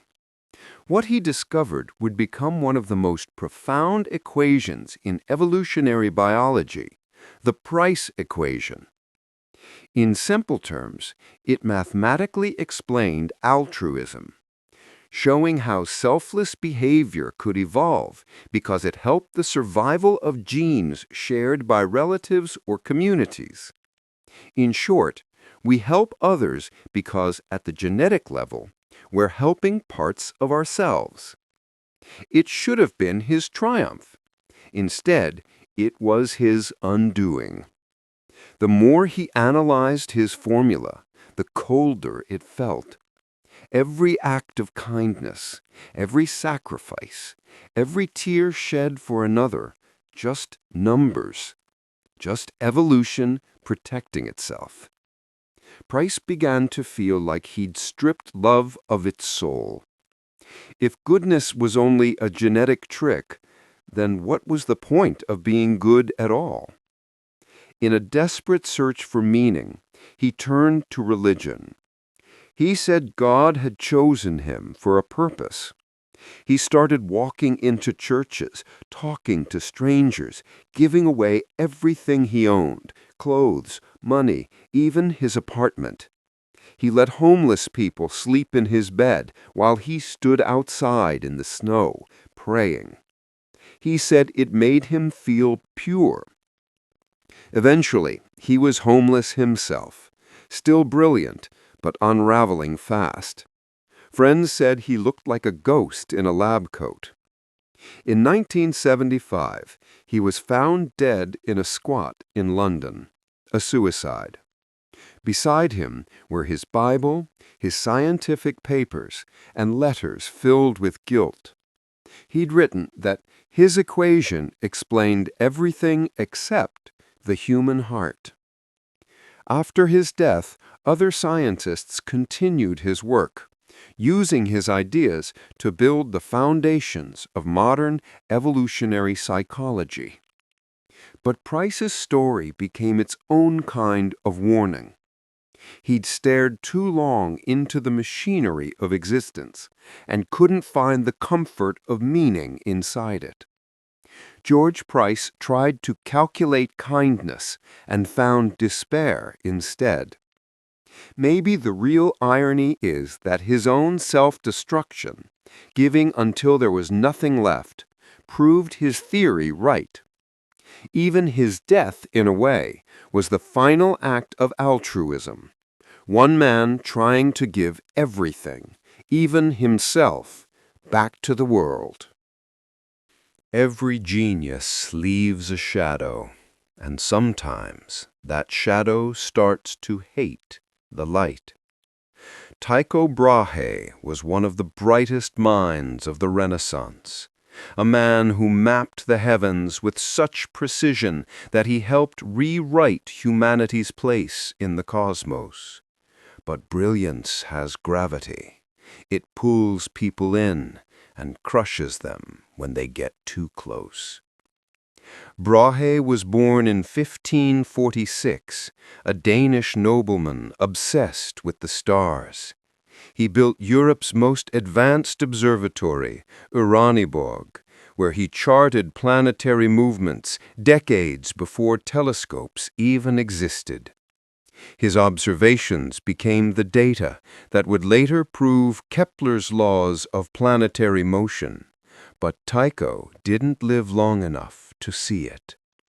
At his side was his devoted assistant, Johannes Kepler, brilliant in his own right, but perpetually living in Brahe's shadow. Kepler admired him deeply, but he also depended on him. Brahe guarded his astronomical data like a dragon guards treasure. He'd spent years perfecting it, and he wasn't about to let anyone, even his protégé, publish it without permission. To Kepler, that data was the key to unlocking the universe. To Brahe, it was his legacy. Their relationship, built on respect, began to rot with resentment. Tycho was eccentric to the point of legend. He had a golden prosthetic nose to replace the one he lost in a duel, kept a tame elk as a pet, and loved hosting lavish banquets filled with wine, laughter, and scientific gossip. But beneath the gold and glory, he was controlling, proud, and paranoid. He criticized Kepler relentlessly, reminding him that genius had to serve hierarchy. Kepler, in turn, smiled politely and plotted quietly. In 1601, Tycho attended a royal banquet in Prague. According to accounts, he refused to leave the table during a long drinking session. Out of etiquette, he wouldn't excuse himself to relieve his bladder. That decision caused a fatal infection that killed him days later, or so the story goes. Centuries later, forensic studies reopened his grave and found traces of mercury in his hair. Not enough for accidental exposure, enough for deliberate poisoning. Suspicion turned to Kepler. He had motive, opportunity, and the most to gain. Days after Brahe's death, Kepler took possession of his mentor's notebooks, the data Tycho had spent his life protecting. Within years, he used that data to publish The Laws of Planetary Motion, one of the greatest breakthroughs in astronomy. Whether Kepler truly poisoned Brahe remains unsolved. Historians still debate it. Some argue the mercury came from Brahe's own experiments. Others say it was murder disguised as loyalty. But what makes the story so haunting isn't the mystery itself, it's what it represents. Kepler believed in divine harmony. in a universe built on mathematical perfection. But to reach that harmony, he may have committed the most human sin of all: envy. He gave the world the truth of the planets, but he may have sent his teacher to the stars first. In the end, Tycho's brilliance outshone everyone, even in death. And Kepler, the loyal student who carried his light, may have proved that sometimes the closer you orbit genius, the faster it burns you alive. He preached purity to a town that wanted sin. Father Urbain Grandier wasn't a devil worshipper. He was just too handsome, too eloquent, and too sure of himself in an age when pride was the devil's favorite disguise. By the time the flames reached him, no one cared what was true anymore. Grandier was born in 1590 in France, a gifted speaker and priest whose charm could fill pews as easily as it stirred envy. He was tall, educated, magnetic, the kind of clergyman who made faith sound beautiful instead of frightening. In the small town of Loudun, he became a sensation. Women adored his sermons. Men respected him. Even his critics admitted he had a mind sharp enough to cut through dogma. But charm, in the wrong century, was a dangerous gift.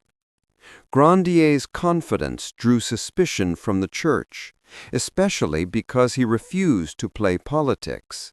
He criticized powerful figures, questioned authority, and had the audacity to think a priest could think for himself.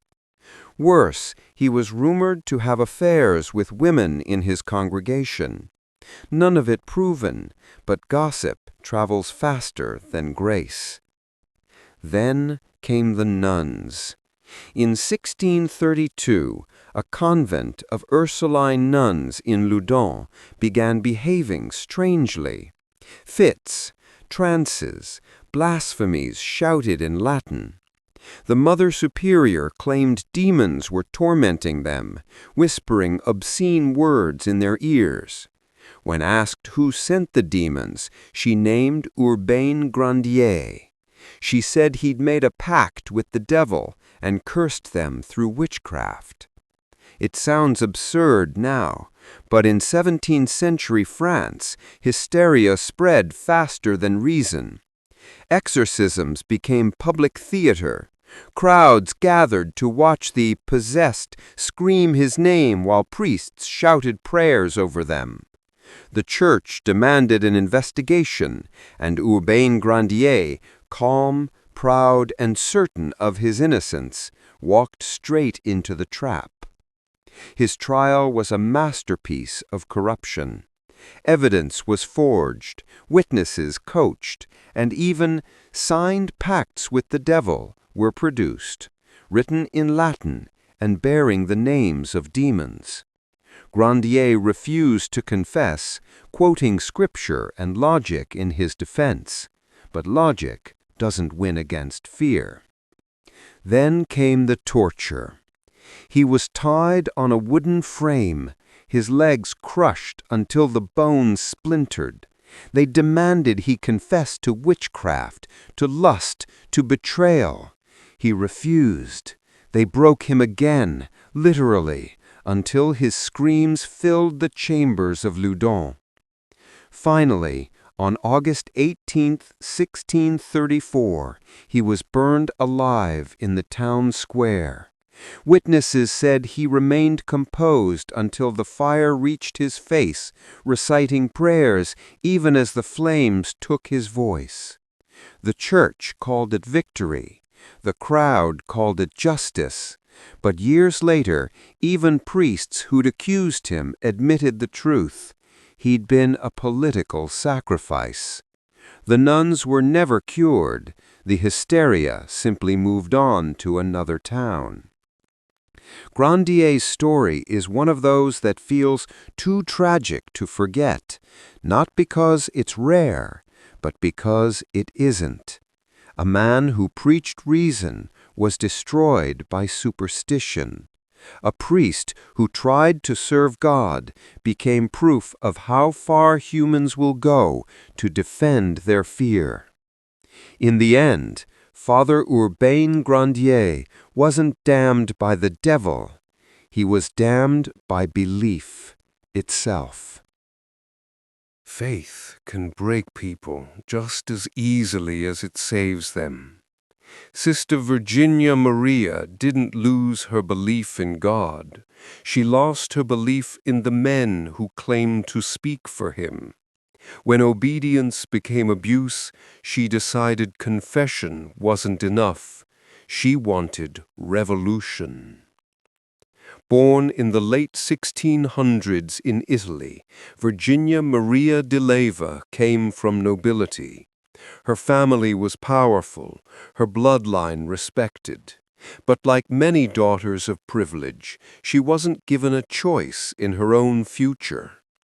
At age 13, her relatives decided she would serve God, which really meant being locked behind convent walls for life. She became a nun not out of calling, but out of command. Inside the convent of Monza, Virginia tried to be dutiful. She prayed, fasted, followed rules, until she met a man named Count Giovanni Paolo Ossio. He was charming, educated, and dangerous, everything forbidden to a nun. Their meetings began in whispers through the iron grates of confession. Soon those whispers turned to love letters, then to secret visits, smuggled in under the cover of night. For a while, Virginia felt alive for the first time. Ossio promised her freedom, and she believed him. But freedom was never part of the plan. When other nuns began suspecting the affair, Ossio silenced them, literally. A servant girl who knew too much vanished. Another nun was found dead. Virginia claimed she had no part in it, but the walls were closing in. When rumors finally reached the archbishop, the scandal exploded. The church responded with fury. Nuns were questioned, beaten, and forced to confess. When Ossio fled, Virginia was left alone to bear the shame. She was dragged from her cell, interrogated, and tried for crimes of lust, heresy, and rebellion. Historians say she didn't break easily. When priests demanded she repent, she shouted back that they were the sinners, men who used God's name to cage women and call it devotion. That defiance was her final sin. Virginia was condemned to a punishment worse than death. She was walled up inside a tiny cell within the convent, bricks sealing the door except for a small slit for food and confession. No sunlight, no human contact, just the echo of prayers she no longer believed could save her. She lived that way for more than a decade. When they finally opened the cell, she was still alive, gaunt, silent, and blind from the darkness. They said she looked peaceful. Maybe she was, or maybe she was simply done fighting. Sister Virginia Maria's story became legend, part scandal, part warning. To some, she was a sinner who brought shame to her vows. To others, she was a woman who dared to claim her soul as her own. The church buried her name, but history never did. Because every so often, someone finds her story and remembers, even behind stone walls, even under vows of silence, a voice can still rebel.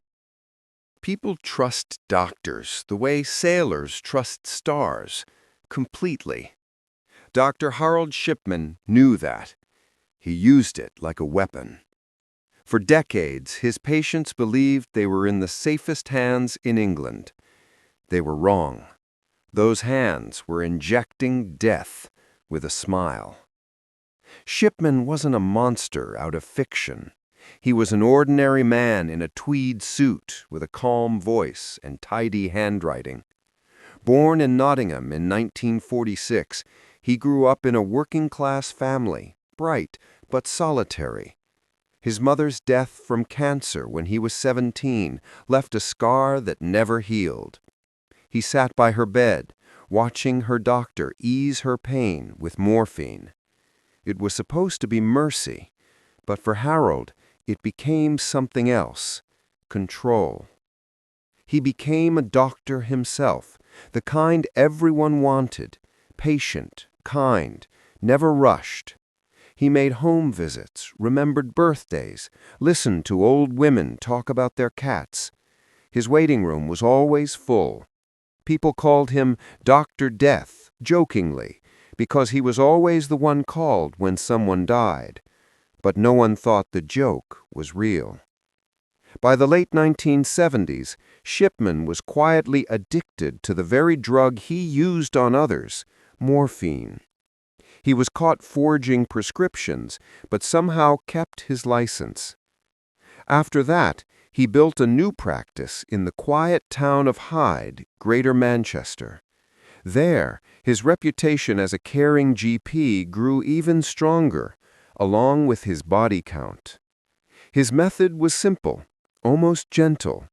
He'd visit mostly elderly patients, usually women living alone, and administer a lethal dose of diamorphine, medical-grade heroin.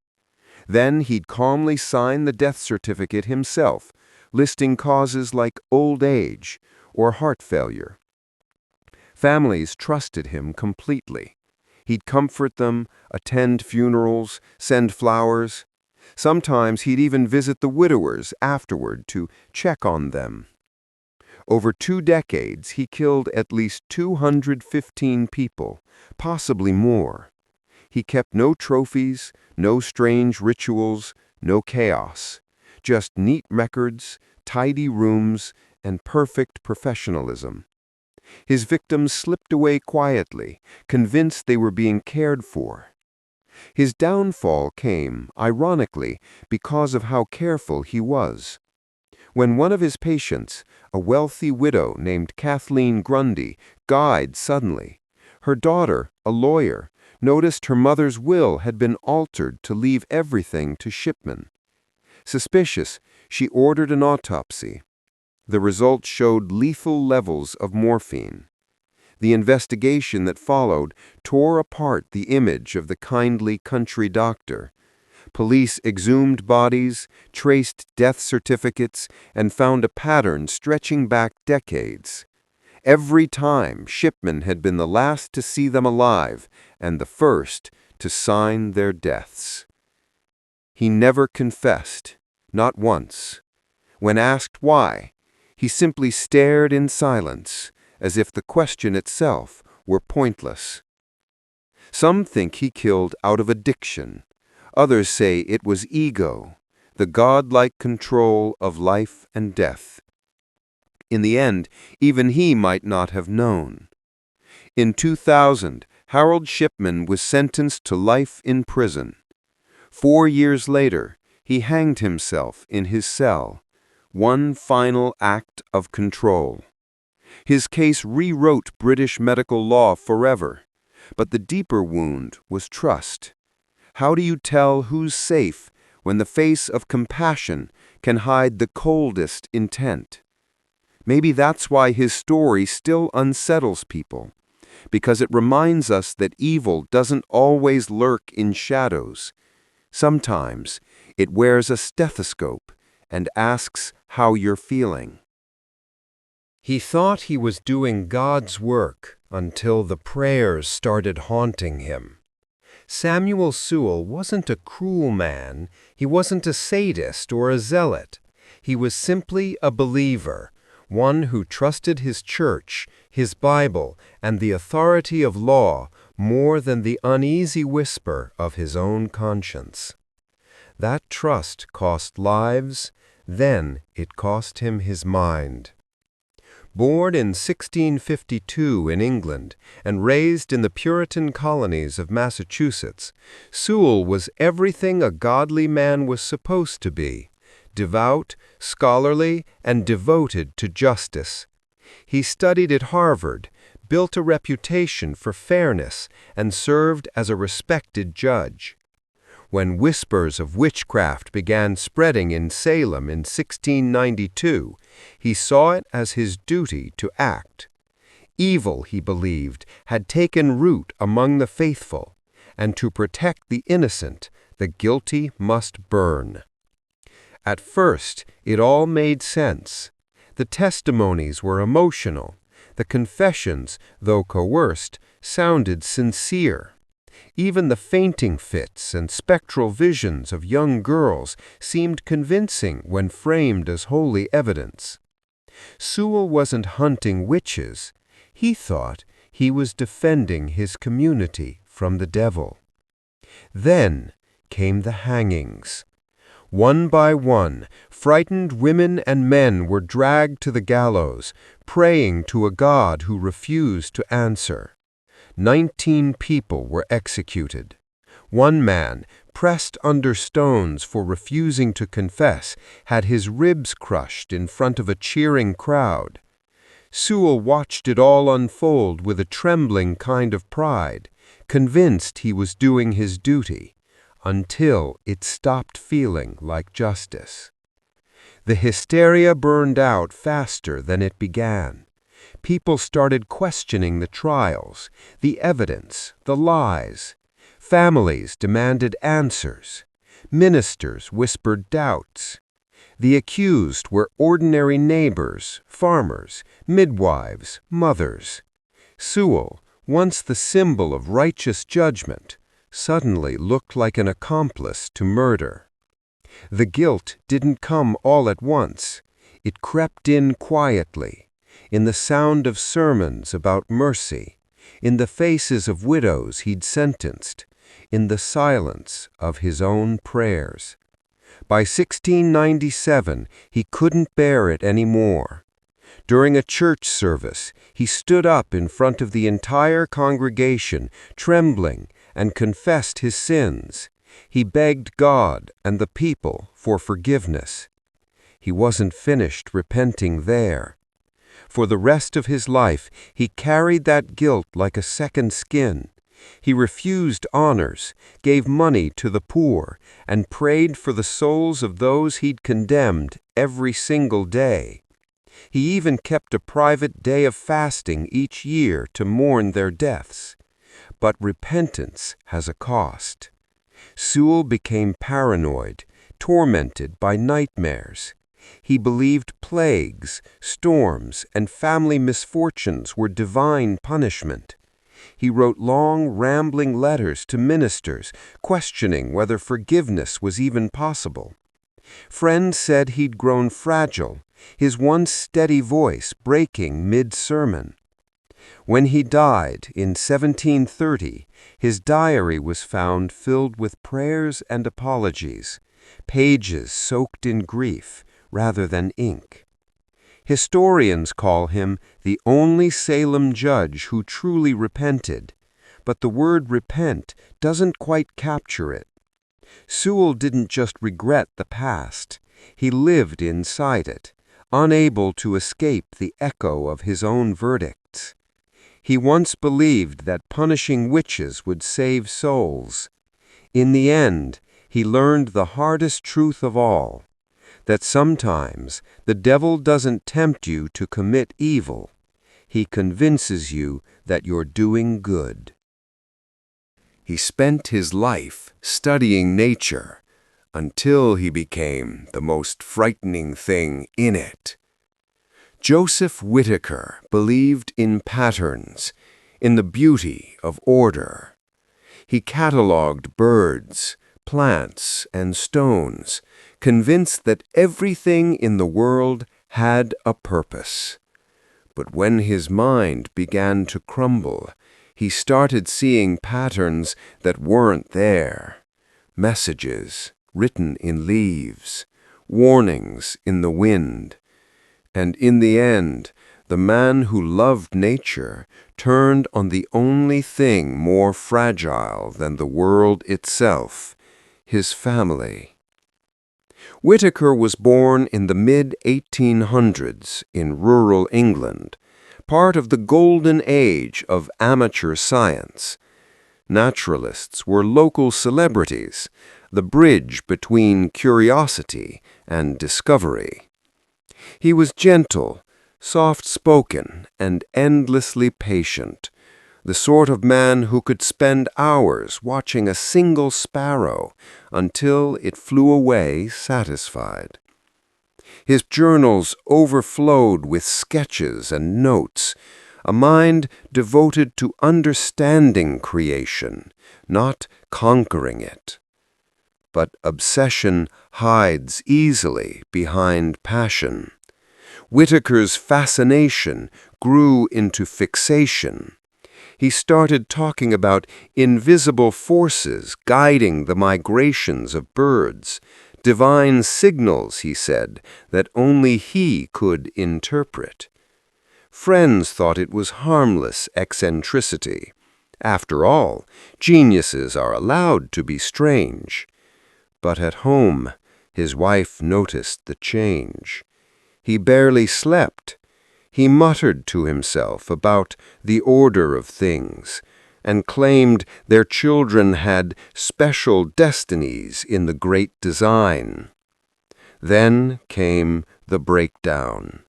One winter, after days of silence, Whitaker told his wife he'd received a revelation that the natural world was out of balance and the only way to restore it was through sacrifice. He believed God had chosen his family as the offering. Neighbors later said he'd been seen walking barefoot in the snow, reciting verses and scribbling equations in the dirt. What happened next was fast and horrifying. He locked the doors, gathered his wife and children, and performed what he called the cleansing. When the police finally entered the home, they found his family dead, their bodies arranged in a circle, surrounded by open books and pinned butterflies. Whitaker was sitting calmly beside them, his hands bloody but steady, whispering that he had restored harmony. At his trial, doctors declared him insane, a victim of religious mania and scientific delusion. They said the very curiosity that had made him brilliant had turned inward, feeding on itself, until it devoured him. He was sent to an asylum where he spent the rest of his life sketching the same spiraling shapes over and over, convinced they held the secret to life. When he died, those sketches covered the walls of his cell, thousands of loops that never connected. She laughed through every confession. That's what earned her the nickname, the giggling grandma. Nanny Doss looked like anyone's sweet old neighbor. Round face, soft voice, a woman who baked pies and read romance magazines.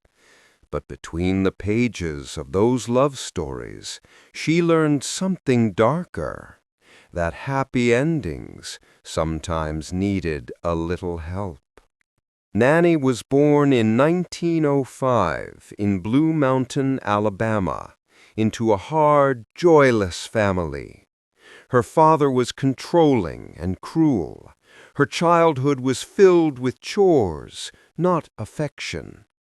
To escape, she turned to romance stories, dreamy tales of devotion and perfect husbands. By her teens, she was already obsessed with love as the ultimate escape. She just never learned how to recognize the difference between real affection and fantasy. Her first marriage, at 16, seemed like a fairy tale at first, until it turned into the same misery she'd grown up with. Her husband drank, cheated, and hit her. 2 of their children died under mysterious circumstances. Food poisoning, doctors said. She divorced him and remarried. The next man was charming at first, too, until he wasn't. And that became Nanny's pattern. She'd fall in love, dream big, get disappointed, and then she'd pour something special into her husband's dinner. Usually arsenic. Her victims were never strangers. They were men she'd married, cooked for, kissed goodnight. She'd meet them through Lonely Hearts ads or newspaper classifieds, sending letters filled with flowery handwriting and promises of love. Once they were hooked, she moved in. And when they broke her illusion of romance, she ended the story her way. Each death was followed by the same scene. Nanny in her mourning dress, dabbing her eyes and comforting neighbors with tea and a nervous giggle. Over the years the list grew longer. 4 husbands, 2 children, her own mother, a sister, and even her grandson. All sudden illnesses, each followed by that same sweet smile. Her murders spanned decades before anyone noticed the pattern. It wasn't until 1954, after the death of her 5th husband, Samuel Doss of Oklahoma, that doctors grew suspicious.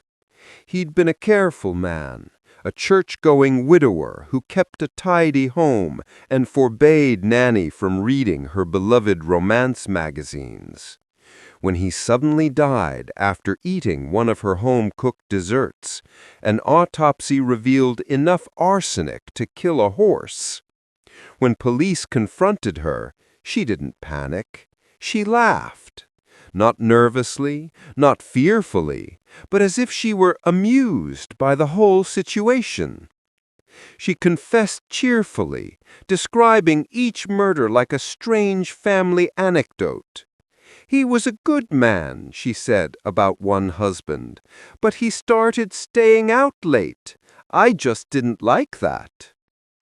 Reporters were horrified by how ordinary she seemed, a grandmotherly woman who chuckled while describing poisoning the people she claimed to love. But in her mind, it made sense. Love was supposed to last forever.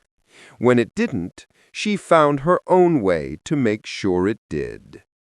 Nanny Doss was sentenced to life in prison, where she spent her final years knitting and smiling for visitors who wanted to see the happy murderess. She died in 1965, still giggling. Her story is disturbing not because she was cruel, but because she wasn't angry. She killed with affection, convinced that romance and death were just 2 sides of devotion. She once said, "I wanted to love and be loved," and in her own twisted logic, she made sure neither of them would ever leave again. He built order out of language and chaos out of his own mind. Dr. William Chester Minor wasn't supposed to be a killer. He was a surgeon, a scholar, a man of letters, the kind who found comfort in books and beauty in words. But genius is fragile when haunted by guilt, and his brilliance slowly fractured into delusion. Minor was born in 1834 in Ceylon, now Sri Lanka, to American missionaries. His upbringing was strict, puritanical, and lonely. He grew up in tropical heat, surrounded by colonial violence, soldiers, fever, and death. When he finally returned to America, he carried with him not just education, but a quiet unease that never left him. He studied medicine, became a doctor in the U.S. Army, and served during the Civil War. But the war broke something in him. As a surgeon at the Battle of the Wilderness, he treated soldiers torn apart by bullets and fire, men screaming for morphine, men missing faces. He was brilliant in the operating tent, but when the battle ended, his nightmares didn't. He began to see faces in the dark, whispering his name. By the time peace returned, Miner was living in a world that no longer felt safe. His paranoia deepened. He believed strangers were following him, breaking into his room, trying to harm him. He fled to London in 1781, hoping distance might cure his mind. It didn't. One foggy night, he woke to the sound of imagined footsteps outside his rented room. Convinced an intruder was coming to kill him, he grabbed a pistol, ran into the street, and shot the first man he saw. The victim, George Merritt, was a father of 6 walking to work. He died instantly. Miner was arrested on the spot. During the trial, witnesses described him as polite, soft-spoken, clearly unwell. The court declared him criminally insane, and he was sent to Broadmoor Asylum, a grim institution for the mentally ill. And that's where something strange happened. Inside those locked walls, Miner found a purpose. He began collecting and cataloging words from books, meticulously, obsessively, as if each definition brought order to his chaotic mind. When he learned that Oxford scholars were compiling a new English dictionary and asking for volunteer contributors, he wrote to them. His submissions were brilliant. Thousands of perfect quotations from literature, precise and elegant. The editors had no idea their best contributor was a convicted murderer locked in an asylum. For years he corresponded with them, including the chief editor, James Murray, sending boxes of carefully indexed words. His mind, broken by delusion, found refuge in language. He couldn't escape his guilt, but he could map the meanings of the world around it. When Murray eventually visited to thank him in person, he was stunned to find the scholar behind the letters living in a cell lined with books. Miner greeted him courteously, speaking with the calm dignity of a man who'd gone too far into the mind and couldn't find his way back. But even purpose can't silence madness. As the years passed, Miner's delusions worsened. He believed men were breaking into his room at night to poison him, and in one horrifying moment of clarity twisted by insanity, he mutilated himself, hoping to purify his desires. He spent the rest of his life in institutions, his mind finally collapsing under the weight of his brilliance. When he died in 2010, the Oxford English Dictionary was nearly complete, and his name appeared among its most prolific contributors. William Chester Miner proved something deeply tragic, that the mind capable of creating order can just as easily invent its own destruction. He gave the world words, even as he lost his own meaning. He wrote hymns about mercy while trying to take his own life. William Cowper's poetry filled churches with comfort, yet every verse came from a man convinced He'd been personally damned. He believed in God completely, and that was exactly what destroyed him. Cowper was born in 1731 in England, a child of frail health and sensitive temperament. His mother died when he was 6, and that loss carved something hollow in him that never closed. He was educated in London, trained as a lawyer, and by all accounts gentle, intelligent, and kind. But even as a young man, he was haunted, terrified not of sinning, but of never being forgiven. He suffered what we'd now call severe depression, but in his time it was labeled melancholia, a curse of the soul rather than the mind. By his 20s, his thoughts had turned dark and obsessive. The more he prayed, the more convinced he became that God had chosen him for eternal punishment. When he was offered a government position, he broke down completely, believing the appointment was a test from heaven that he'd already failed. He tried to kill himself several times. Each attempt failed in strange, almost poetic ways. The knife broke, the rope snapped, the river current carried him to safety. Convinced even death was rejecting him, he collapsed into despair and was institutionalized at St. Albans Asylum. There, something extraordinary happened. His doctor, Nathaniel Cotton, treated him with rare compassion for the time, kindness instead of punishment. Slowly, Cowper began to recover. He found solace in writing, hymns, letters, verses that spoke to the weary and the broken. His words were tender, intimate, and full of pain disguised as faith.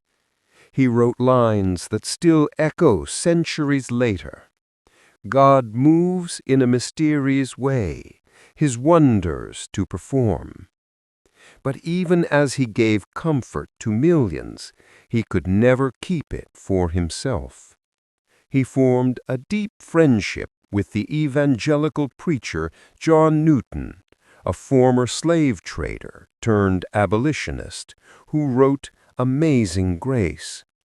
Together, they published a book of hymns, blending Newton's theology with Cowper's delicate emotion.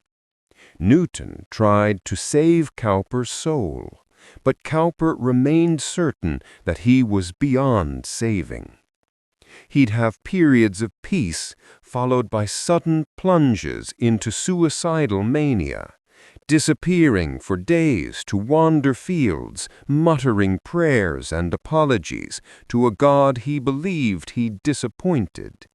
His poetry reflected the duality, faith and fear, devotion and despair.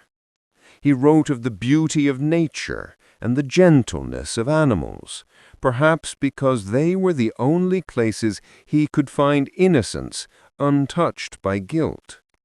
He kept pet hares and wrote about them tenderly, as if they were proof that creation could still be kind. In his final years, Cowper's madness deepened. He became reclusive, refusing to eat, believing every thunderstorm was a sign of his coming damnation. Yet even in that darkness he continued to write, his final poems delicate, aching, and quietly radiant.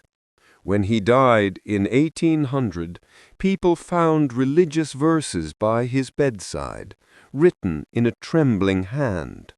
The world remembered him as a poet of faith, not madness.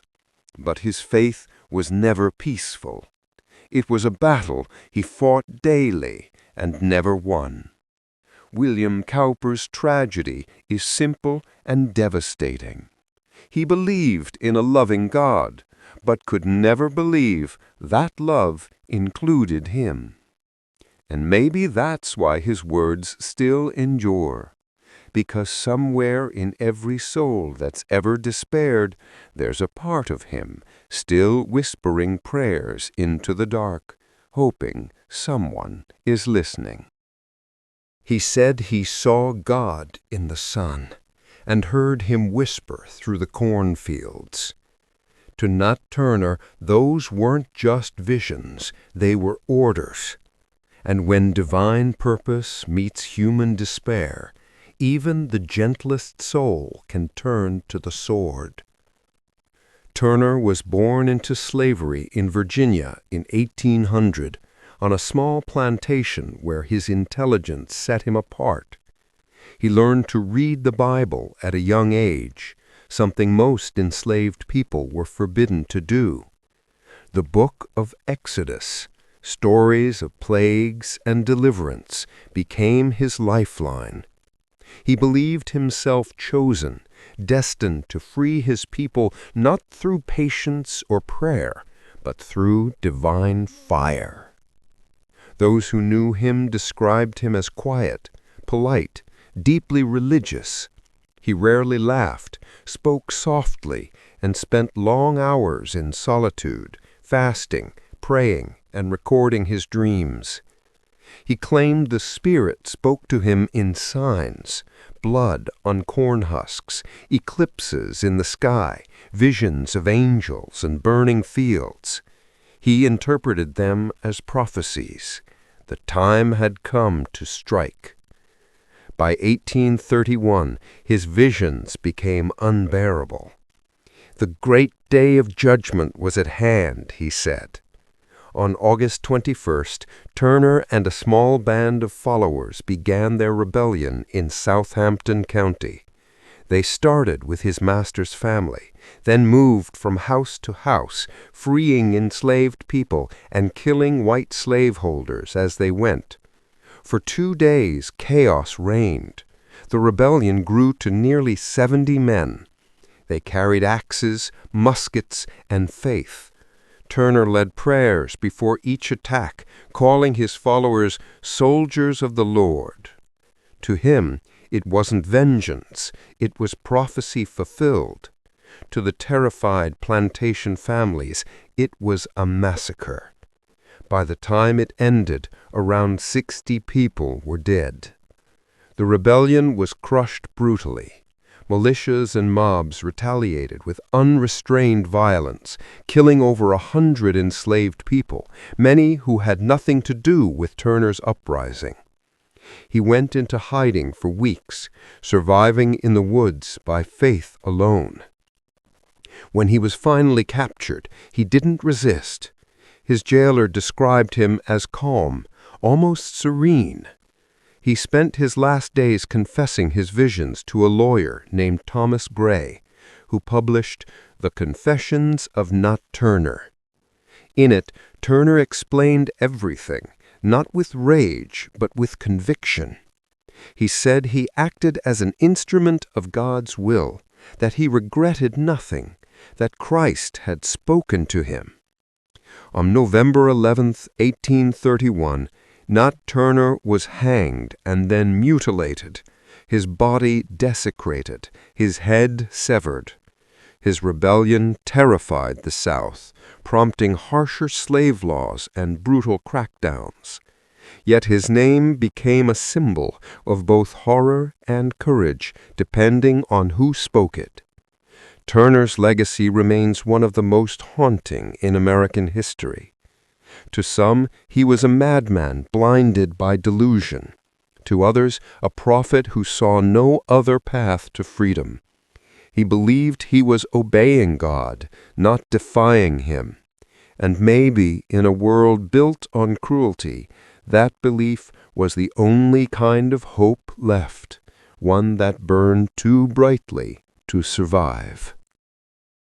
He fought for freedom until freedom started looking too much like the tyranny he'd helped destroy. Moise was supposed to be a hero of Haiti's revolution, a symbol of loyalty and courage under Toussaint Louverture. But revolutions don't end when the war does. They just start choosing who gets to stay free. And Moïse, loyal to the end, couldn't watch that happen in silence. The Haitian Revolution was the only successful slave uprising in history, a miracle carved out of hell. Enslaved people in the French colony of Saint-Domingue rose up in 1791 and shattered an empire. At the head of it stood Toussaint Louverture, a man of discipline, vision, and unbreakable will. Beneath him were soldiers who'd fought through fire for a dream of equality. Among them was Moïse, Toussaint's nephew by adoption and one of his most trusted officers. Moïse wasn't just a soldier. He was beloved by the rank and file, the men who had once been slaves themselves. He was bold, honest, and utterly devoted to the revolution's ideals: liberty, fraternity, justice. When Louverture established control over the island and restored order under French law, Moïse served him faithfully, enforcing discipline and helping rebuild what war had torn apart. But something in the new order felt wrong. Louverture had freed the slaves, but to rebuild the economy, he forced many of them back onto the same plantations, this time as paid laborers. The work was mandatory, the punishment for refusal severe. To the people in the fields, it looked like slavery with better paperwork. Louverture believed it was temporary, a harsh necessity to save the nation. But to Moïse, it felt like betrayal. He watched his commander issue decrees that resembled the very laws they'd bled to abolish. White planters were returning, being treated as partners. Black laborers were whipped for disobedience. Moïse began to speak out, quietly at first, then openly. He pleaded with Louverture to remember what they'd fought for, that liberty without dignity wasn't liberty. But the general didn't listen. In 1801, Moïse led an uprising in the northern province, not against Haiti, but against injustice. His soldiers, mostly freedmen and field laborers, rose up demanding equality in practice, not just on paper. It wasn't treason, it was conscience. But Louverture couldn't afford conscience. He saw the rebellion as a threat to the fragile unity of the new nation, and he crushed it. Within weeks, Moïse was captured. His men begged for mercy, arguing that he'd acted out of righteousness, not ambition. Louverture's officers hesitated, but the order came down anyway. On November 21, 1801, Moïse was executed by firing squad, shot by the very revolution he'd helped win. When the guns fired, witnesses said he stood tall and silent, refusing a blindfold. He forgave his executioners before they pulled the triggers. Toussaint Louverture was devastated, they say, but he justified it as necessary discipline. Months later, the French betrayed him too, arresting him and sending him to die in a freezing French prison. The revolution devoured its own children, one by one. Moïse's story was almost erased from Haitian history, too complicated, too inconvenient. But his ghost lingers in the background of every revolution that forgets its purpose. He fought for liberty, then died for pointing out that liberty had stopped being equal. And maybe that's the cruelest kind of loyalty, the one that tells the truth when everyone else would rather celebrate the lie. He began as a preacher of peace and ended as a symbol of hatred. Amin el-Husseini, a figure so polarizing, was once a symbol of hope and unity. Framed by the morning light of Jerusalem's old city, he preached and talked with calm and grace. His sermons, which echoed through the stone alleys, spoke not of conflict, but of peace and coexistence between Jews and Arabs. A sermon from early on in his life would reportedly have him say, "We are one people, bound by faith in the same God." These words pointed to a future where differences were respected, not trashed. But a shadow landed upon his life when the British Mandate came to pass. The same land was promised to both Arabs and Jews, fueling fears and tensions. Under British protection, Jewish immigration rose sharply. Arab communities began to fear being erased from their own homeland. Husseini, influential as a leader, urged patience and diplomacy. But when peaceful protests were met with bullets, he changed. In 1921, the British made a decision that changed everything. They appointed him Grand Mufti of Jerusalem, the highest Islamic authority in the region, hoping his influence could calm tensions. Instead, he was placed at the heart of an impossible storm. As violence escalated, Husseini's tone hardened. He called for resistance, at first with words, then with actions. The 1929 riots in Jerusalem left hundreds dead on both sides. Husseini condemned the killings publicly, but privately began to see conflict as inevitable. He no longer spoke about coexistence. He spoke about survival. By the 1930s, his sermons had become political manifestos.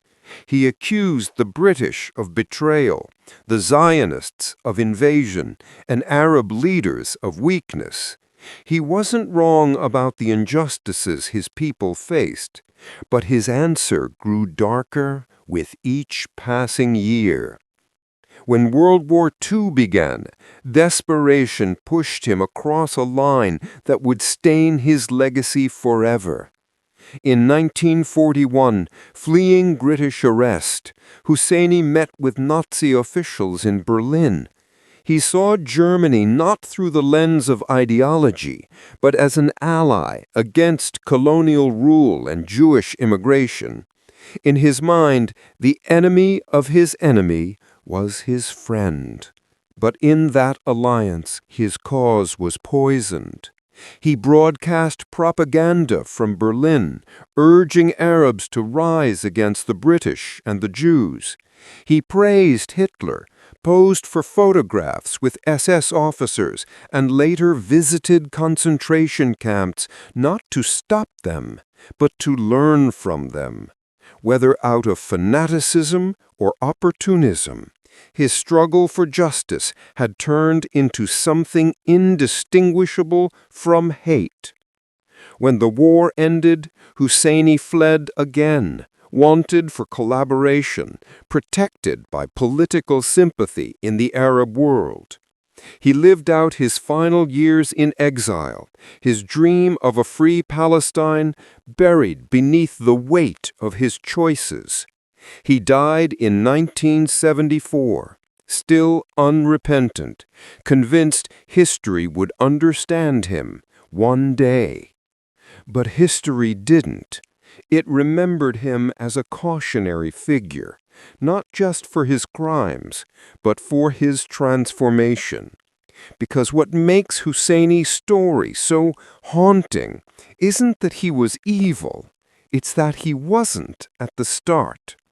He was a man who loved his people, believed in peace, and slowly let rage turn that love into fire.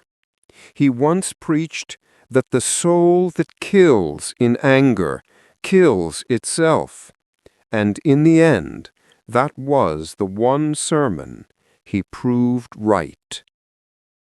They believed the dance would bring peace. They didn't know it would end in gunfire and snow stained red.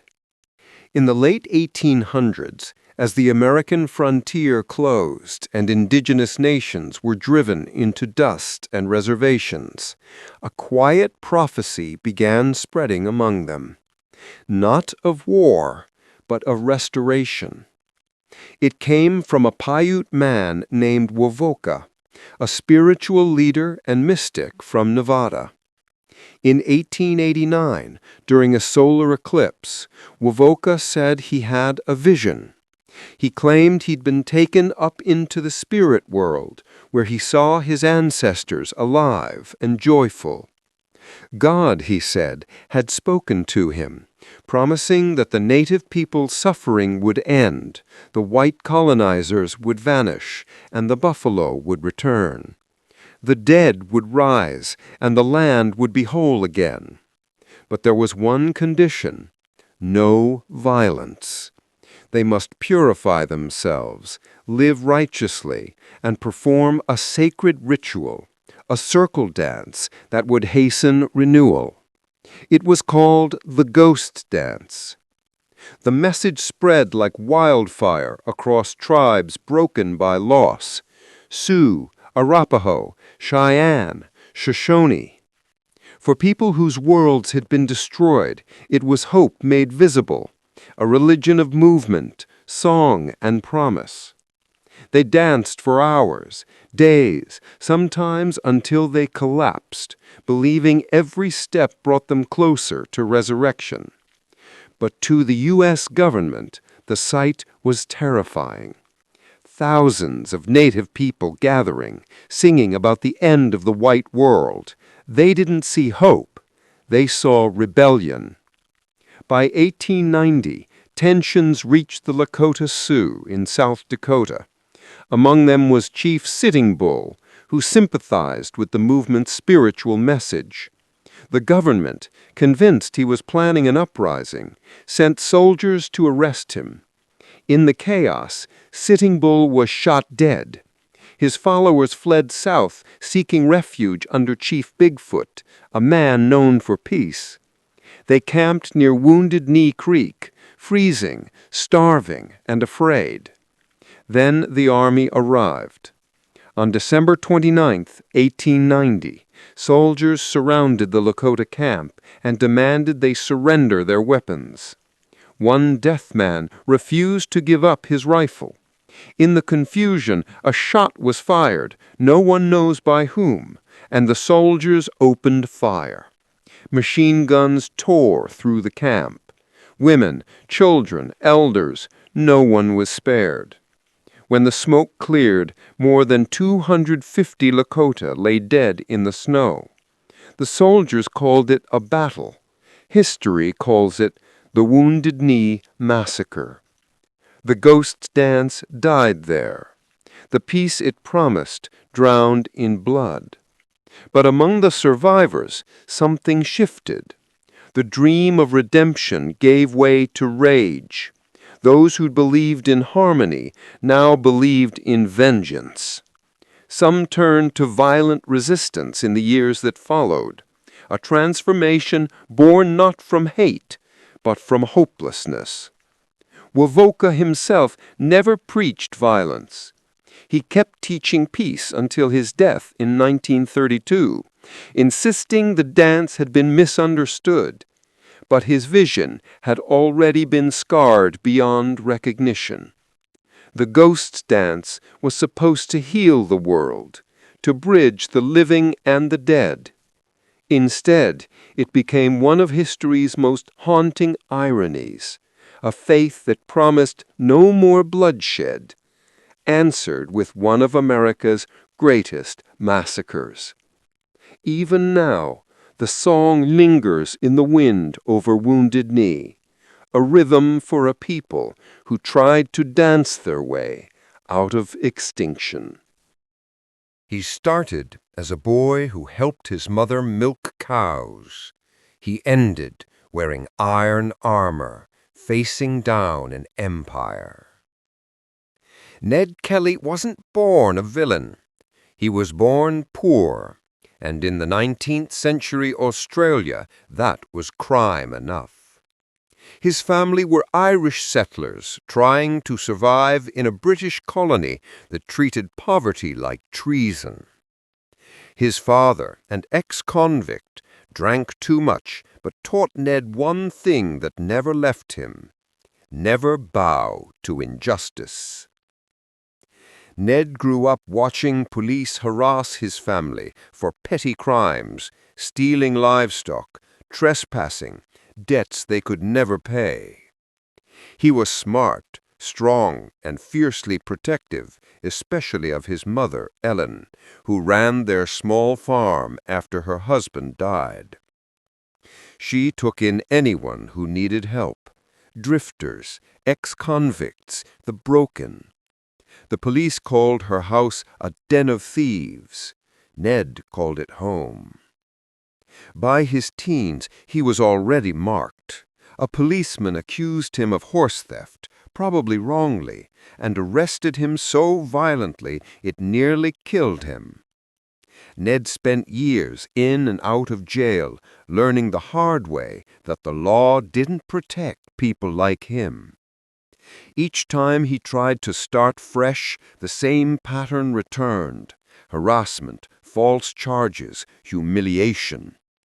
The breaking point came in 1878, when a policeman assaulted his sister Kate and then claimed Ned had attacked him. To protect his family, Ned and his brother Dan fled into the bush.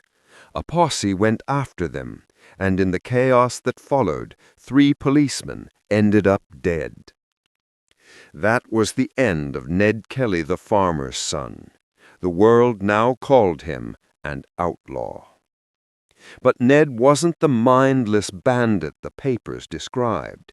He wrote long letters, furious, eloquent, almost poetic, explaining his actions.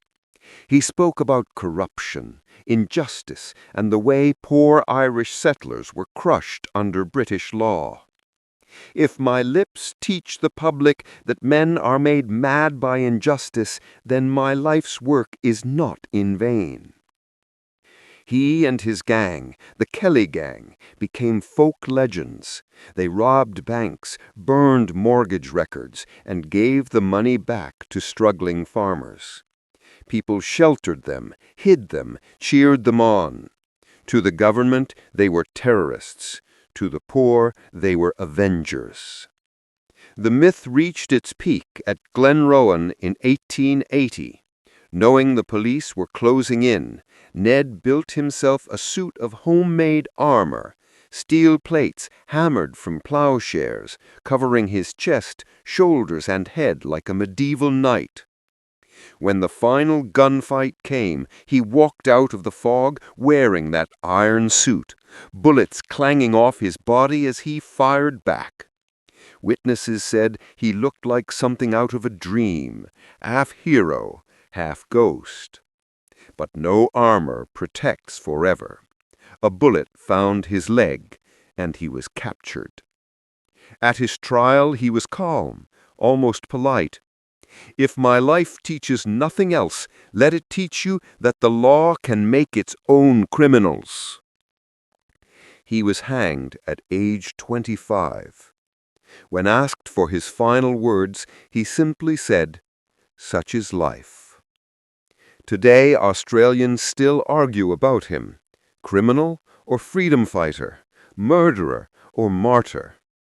Maybe he was all them at once. What makes Ned Kelly unforgettable isn't that he fought the law. It's that he fought for dignity in a world that gave him none. He didn't set out to be an outlaw. He just refused to be human. They called her the Bandit Queen, but before the legend, there was just a girl, barefoot, beaten, and forgotten by the world. Fool and Davy's story isn't just about revenge. It's about what happens when justice never arrives and a woman decides to become it herself. She was born in 1963 in a small village in Uttar Pradesh, in India's Uttar Pradesh, the kind of place where caste decided your worth before you could even speak.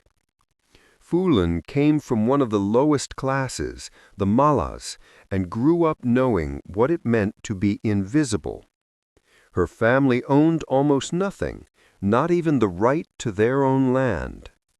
At 11, she was married off to a man 3 times her age, who abused her and left her broken before she was old enough to understand what marriage was. She escaped, but her village never forgave her for it. A young girl defying her husband was a scandal. Being poor made it worse. She was harassed, beaten, and publicly shamed by powerful men who thought a low-caste woman should stay silent. But Phulan didn't. She fought back, literally. She threw stones, shouted, and swore at men who threatened her. That defiance made her dangerous. Eventually, she was kidnapped by a local gang of bandits, men who roamed the ravines of the Chambal Valley, living by their own laws. Among them was a man named Vikram Malla, who saw something fierce in her. He protected her, taught her to shoot, and became her partner in life and in rebellion. Together, they began targeting landlords and upper-caste men who had exploited women like her. But power never tolerates equality. Rival gang members betrayed them, killed Vikram, and handed Phulan over to her enemies. What followed was one of the darkest chapters of her life. She was tortured and gang-raped for weeks by men from the higher caste Thakur community in the village of Bamai. When she finally escaped, she disappeared into the ravines again. 2 years later, she came back with a gun in her hand, and her pain turned to fire. In 1981, Phulan and her gang surrounded the village of Bamai, the same place where she had been violated. Witnesses said she stood tall, dressed in red, her rifle steady, as she ordered the men of the village lined up. What happened next became infamous. 22 men were shot dead. To some, it was revenge. To others, it was justice delivered by a woman who'd been denied it her entire life. The Indian government launched a massive manhunt. For 2 years she evaded capture, until in 1983 she surrendered dramatically in front of thousands. She refused to kneel. "I am surrendering to the people of India, not to the police." She served 11 years in prison before being released under a general pardon. And then, the unthinkable. She entered politics. In 1996, Phulan Devi was elected to India's parliament. The girl who'd once been beaten for speaking had become the voice of the voiceless.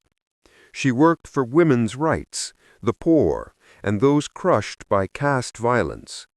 But her past never stopped haunting her.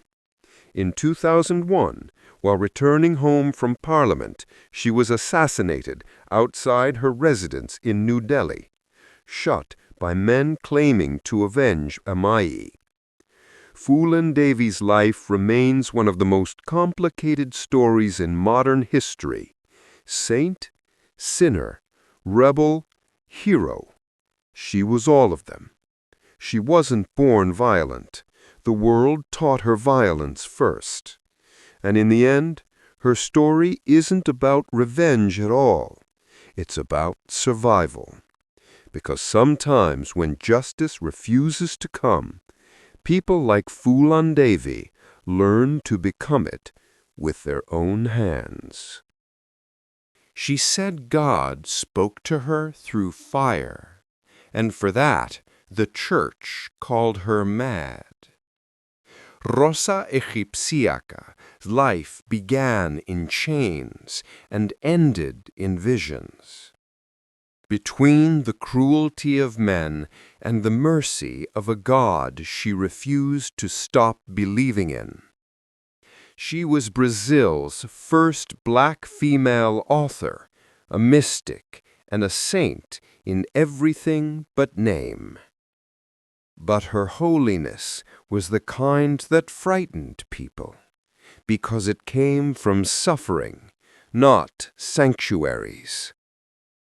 Rosa was born in 1919 in what is now Nigeria.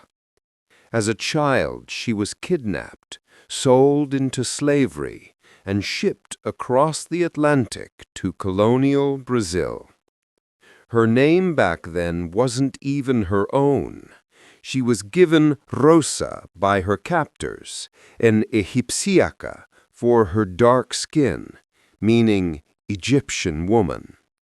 Like so many others, she was forced to labor and to serve the desires of men who saw her as property. By her teens, she was trafficked into prostitution, her body a commodity in the bustling port cities of Rio de Janeiro. The world had stripped her of everything: family, dignity, even identity. And then somewhere amid that darkness, she began to see light. She started having visions. At first small, flashes of fire, whispers of angels, then overwhelming, scenes of Christ bleeding, of demons clawing at her, of herself lifted from the flames into the arms of the Virgin Mary. People said she'd gone insane, but Rosa claimed she'd been chosen. She abandoned prostitution, fled her masters, and began preaching. Her sermons were raw, emotional, and full of love. She spoke of divine forgiveness for the lowest and most despised. Crowds began to follow her, mostly women, the enslaved, and the poor. She would convulse mid-sermon, crying out as if seized by divine power, then describe vivid revelations about heaven and hell. She claimed to see saints walking beside her. The church didn't know what to do with her. A black woman, once enslaved, speaking like a prophet. In colonial Brazil, that was unthinkable. The clergy tried to silence her. She refused. When they accused her of heresy, she wrote her own defense, A Sagrada Teologia do Amor Divino das Almas Peregrinas, the sacred theology of divine love of the wandering souls, the first known book by a black woman in Brazil. Only fragments survive, but what remains burns with passion. She wrote of love as liberation, of God as compassion itself. Eventually, the Inquisition came for her. They arrested her in 1763 and dragged her across the ocean to Lisbon to stand trial as a witch and false mystic. In prison, she was beaten, starved, and interrogated. Still, she prayed. Witnesses said her cell glowed with candlelight even when none were lit. But holiness, real or imagined, can't survive endless torment. She began to unravel. Her visions turned chaotic, half revelation, half fever dream. By the time she died around 1771, she was frail, half mad, and forgotten. The church buried her quietly, as if embarrassed she'd ever existed. Centuries later, her name resurfaced, not as heretics remembered her, but as the people she once comforted did, as Saint Rosa of the poor. Rosa Egipciaca's story is a paradox, a woman enslaved by men but free in spirit, silenced by the church, yet speaking still. She wasn't canonized, but she lived like a saint and died like a martyr, persecuted not for evil, but for daring to believe that God could speak through a woman who once had nothing. Maybe that's why she lost her mind, not from delusion, but from the unbearable truth that divinity sometimes chooses the broken, and the world never forgives them for it. She was born into privilege and died in chains. Ketavan the martyr was a queen, a diplomat, and a woman who met cruelty with grace so fierce that even her torturers hesitated. Her faith didn't save her life. It saved her dignity. Ketavan was born in the late 16th century in the kingdom of Kakheti, part of what is now Georgia, a land caught between empires, where faith was both shield and target. She married King David I and became queen consort, known for her kindness, her intelligence, and her piety. By all accounts, she ruled not through command, but through compassion, mediating disputes, caring for the poor, and earning the love of her people. But peace in the Caucasus was never meant to last. In the early 1600s, Persia, under Shah Abbas I, sought to dominate Georgia, forcing its Christian rulers into submission. When her husband was killed and her sons captured, Ketavan negotiated tirelessly to protect her kingdom, offering herself as a hostage to guarantee peace. She was taken to Shiraz, far from home, far from allies, a queen without a crown. Years passed. The Shah admired her intelligence and composure, even as she refused to abandon her Orthodox Christian faith. At first, he tried persuasion, gifts, respect, promises of safety. But when she continued to pray openly and refuse conversion to Islam, admiration turned to fury. In 1624, Abbas gave her one last chance: renounce Christ and live. She refused. What followed was so brutal that even her executioners wept. They beat her, burned her with hot iron rods, tore her flesh with pincers, demanding she say the words that would save her. She didn't. Witnesses recorded that through the pain she whispered prayers for her captors. Her final words were for mercy, not for herself, but for them. When she finally died, the air was said to go still, as if the desert itself were holding its breath. Even some Persians who'd mocked her at the start bowed their heads in silence. Her remains were secretly retrieved by Portuguese monks and taken to Goa, where part of her body was enshrined. The rest, they say, still lies hidden beneath the earth of Shiraz. For centuries, Georgians whispered her name in secret prayers. She wasn't a warrior or a rebel.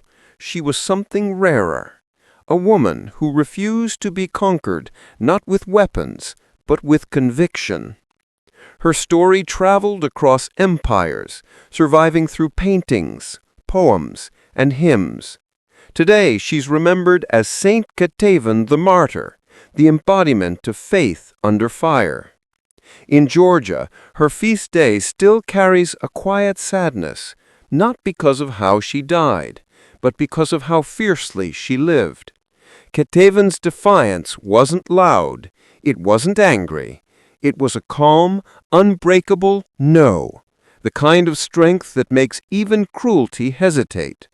In a world that worships survival, She chose something rarer, dignity in the face of destruction, and centuries later, her silence still speaks louder than the men who tried to make her scream. Some men fight for glory. José Dolores Estrada fought because someone had to. He wasn't a general or a politician. He wasn't even a soldier at first. Just a modest Nicaraguan laborer, middle-aged and quiet, who wanted to live out his days in peace. But history has a way of dragging ordinary people into extraordinary violence, and Estrada's calm life ended the moment an empire came calling. The year was 1856. Nicaragua was under siege, not by a nation, but by a man. His name was William Walker, an American adventurer and mercenary who'd invaded the country with a private army, declaring himself president. Walker's dream was to turn Central America into a slaveholding empire under U.S. influence. He called it Manifest Destiny. The locals called it theft. Estrada was 59. Too old for war, too poor for politics when the invasion began. But he couldn't stand by while his people were enslaved again under a new master. When the Nicaraguan army fractured and fled, Estrada stayed. He gathered farmers, blacksmiths, and peasants, men with machetes instead of rifles, courage instead of training, and built a militia from nothing. They became the defenders of a single dusty town, San Jacinto. On September 14, 1856, Walker's filibusters attacked. They were well-armed Americans, disciplined, confident, laughing at the thought of peasant resistance. Estrada's men numbered barely 60, but the older man had one advantage. He knew the land, and he knew desperation could be sharper than steel. He positioned his ragtag force inside a cattle ranch, using fences and stone walls for cover. At dawn, the invaders charged, the air filled with gunfire, smoke, and shouts. Estrada moved calmly through the chaos, directing men like a farmer tending crops, patient, deliberate. When ammunition ran low, they used rocks. When the enemy broke through, they fought hand to hand. The turning point came when Estrada ordered a herd of cattle driven straight through the attackers' ranks. Chaos swallowed the field. The Americans panicked, their line shattered. By afternoon, the invaders were retreating. The humble worker had done what trained armies had failed to do. He'd stopped an empire. The Battle of San Jacinto lasted just a few hours, but it became a symbol of defiance for all of Central America, proof that courage could outweigh conquest. For Estrada, it was never about glory. After the victory, he returned quietly to his life, refusing wealth or promotion. He said he'd fought not as a hero, but as a man defending his home. In the years that followed, Nicaragua celebrated him as a national saint of resistance. His portrait hung in schools. His name became legend. Yet the real José Dolores Estrada never saw himself as anything but a worker, a man who built walls before he ever built a battlefield. He died in 1869, poor but proud, remembered by those who fought beside him. Estrada's story endures not because he conquered, but because he stood, because one quiet man decided that peace without dignity wasn't worth keeping. And in the end, the empire that mocked him faded into history, while his name became immortal. She helped bring children into the world, and then made a living sending people out of it. Catherine Monvoisin wasn't born wicked. She was born poor, And in 17th century Paris, poverty was a curse that didn't need sorcery to ruin you. They called her La Voisine, the neighbor, a fitting name because to the people of Paris she was exactly that, the woman you went to when you needed something the church wouldn't bless. She was a midwife, a healer, a fortune-teller. She mixed herbs for childbirth, brewed tonics for pain, and whispered prayers over the sick. For years, she survived quietly on skill and secrecy, until survival demanded darker things. Paris under Louis XIV was a city of glitter and rot. The king's palace at Versailles glowed with gold, while the streets below were filled with beggars and orphans. Nobles spent fortunes chasing beauty and love, and when those pursuits turned desperate, they came to women like La Voisine. She began selling potions, love powders, fidelity charms, inheritance elixirs. Some were harmless perfumes, others were not. Soon, her clientele included ladies of the royal court, priests and courtiers, all seeking her discretion.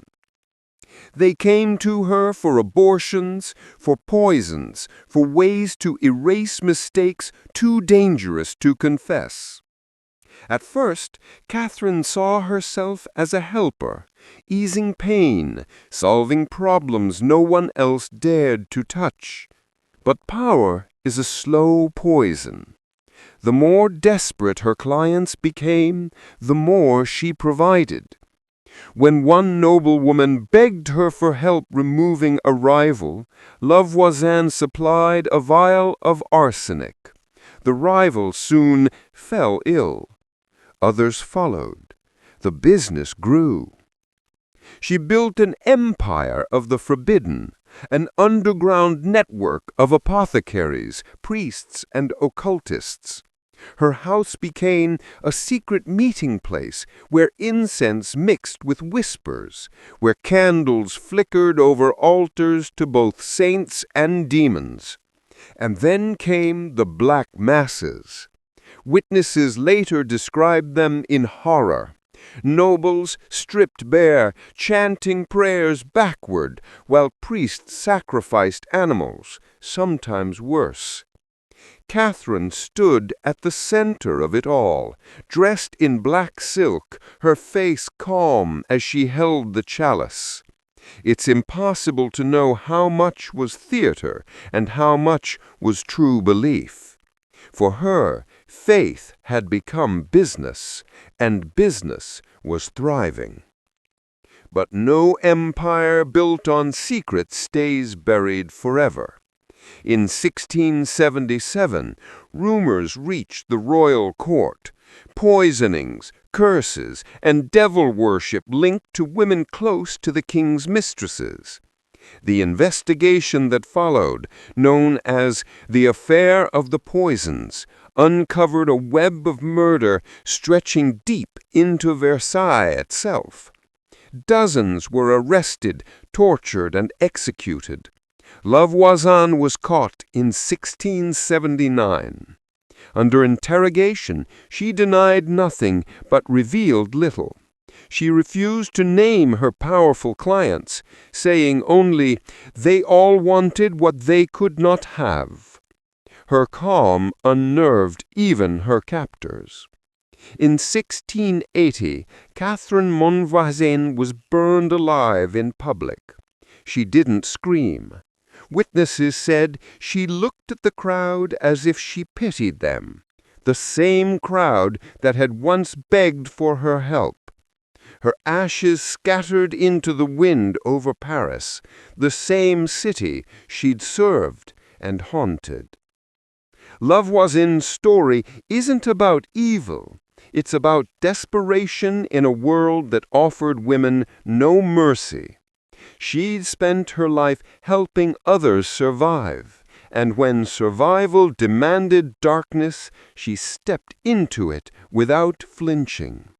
She delivered life, eased death, and became something in between, a woman who turned sin into a trade because holiness had no market for the poor. He painted light like no one before him, and lived in darkness like no one after. Michelangelo Merisi da Caravaggio wasn't just an artist. He was a storm in human form, divine talent trapped inside a man who couldn't control his own fire. His paintings glowed with revelation. His life burned with rage.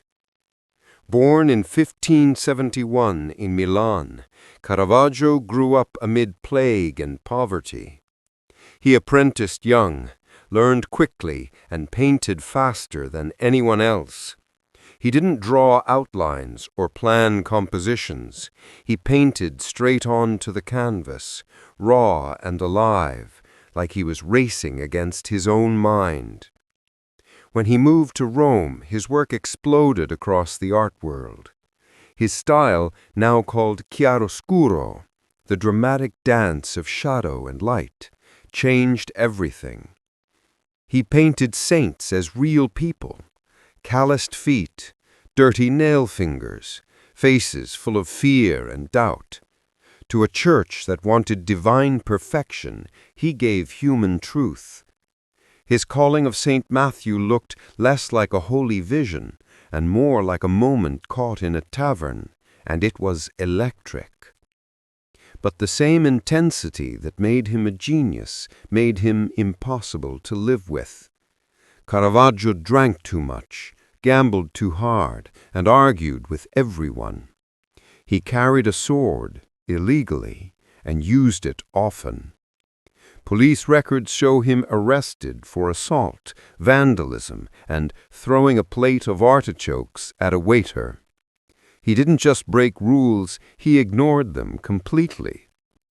In 1606, his temper finally destroyed him. It started as a street brawl, a gambling dispute, maybe an insult over a woman. Swords flashed.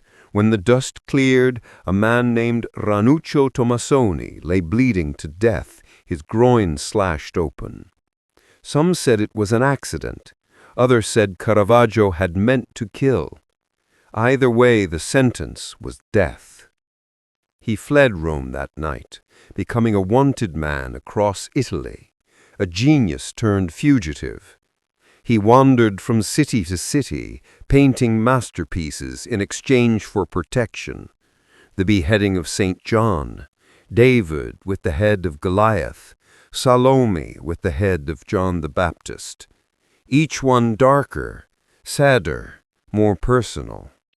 The faces of his victims began to look like his own.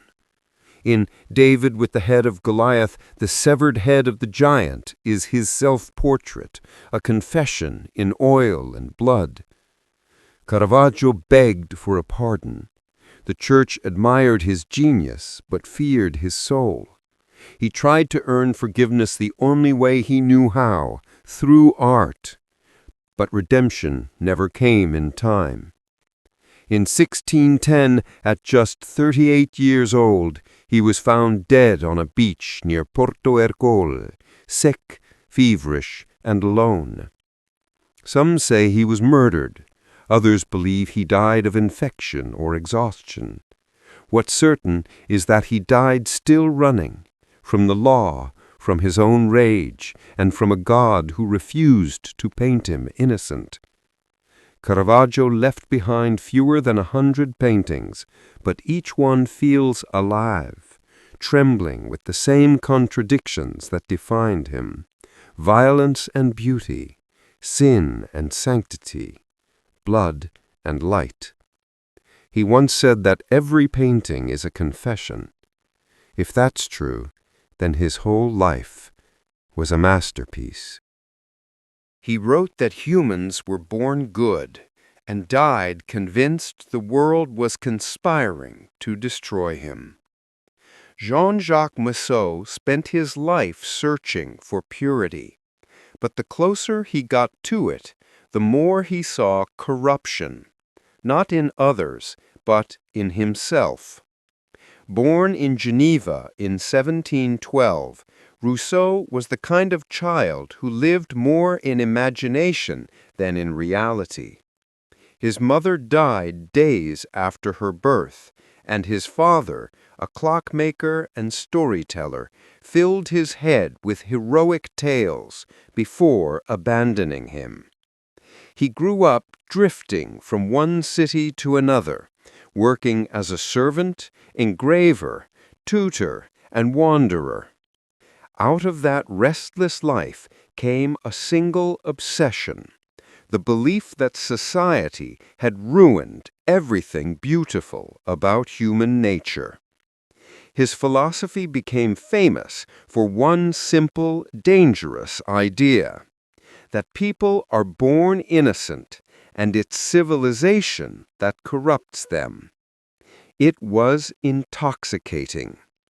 In a Europe obsessed with hierarchy and decorum, Rousseau preached that nature was the only truth. He wrote about education that nurtured rather than punished, about politics that served the people rather than the elite, the social contract, and about love that was honest, not arranged. He declared, "Man is born free, and everywhere he is in chains." Those chains, he believed, were everywhere, in governments, churches, and friendships. But as his ideas spread, so did his paranoia. Rousseau's writings made him a celebrity and a target. The church condemned him as blasphemous. Governments called him dangerous. Friends began to turn away, or that's what he thought.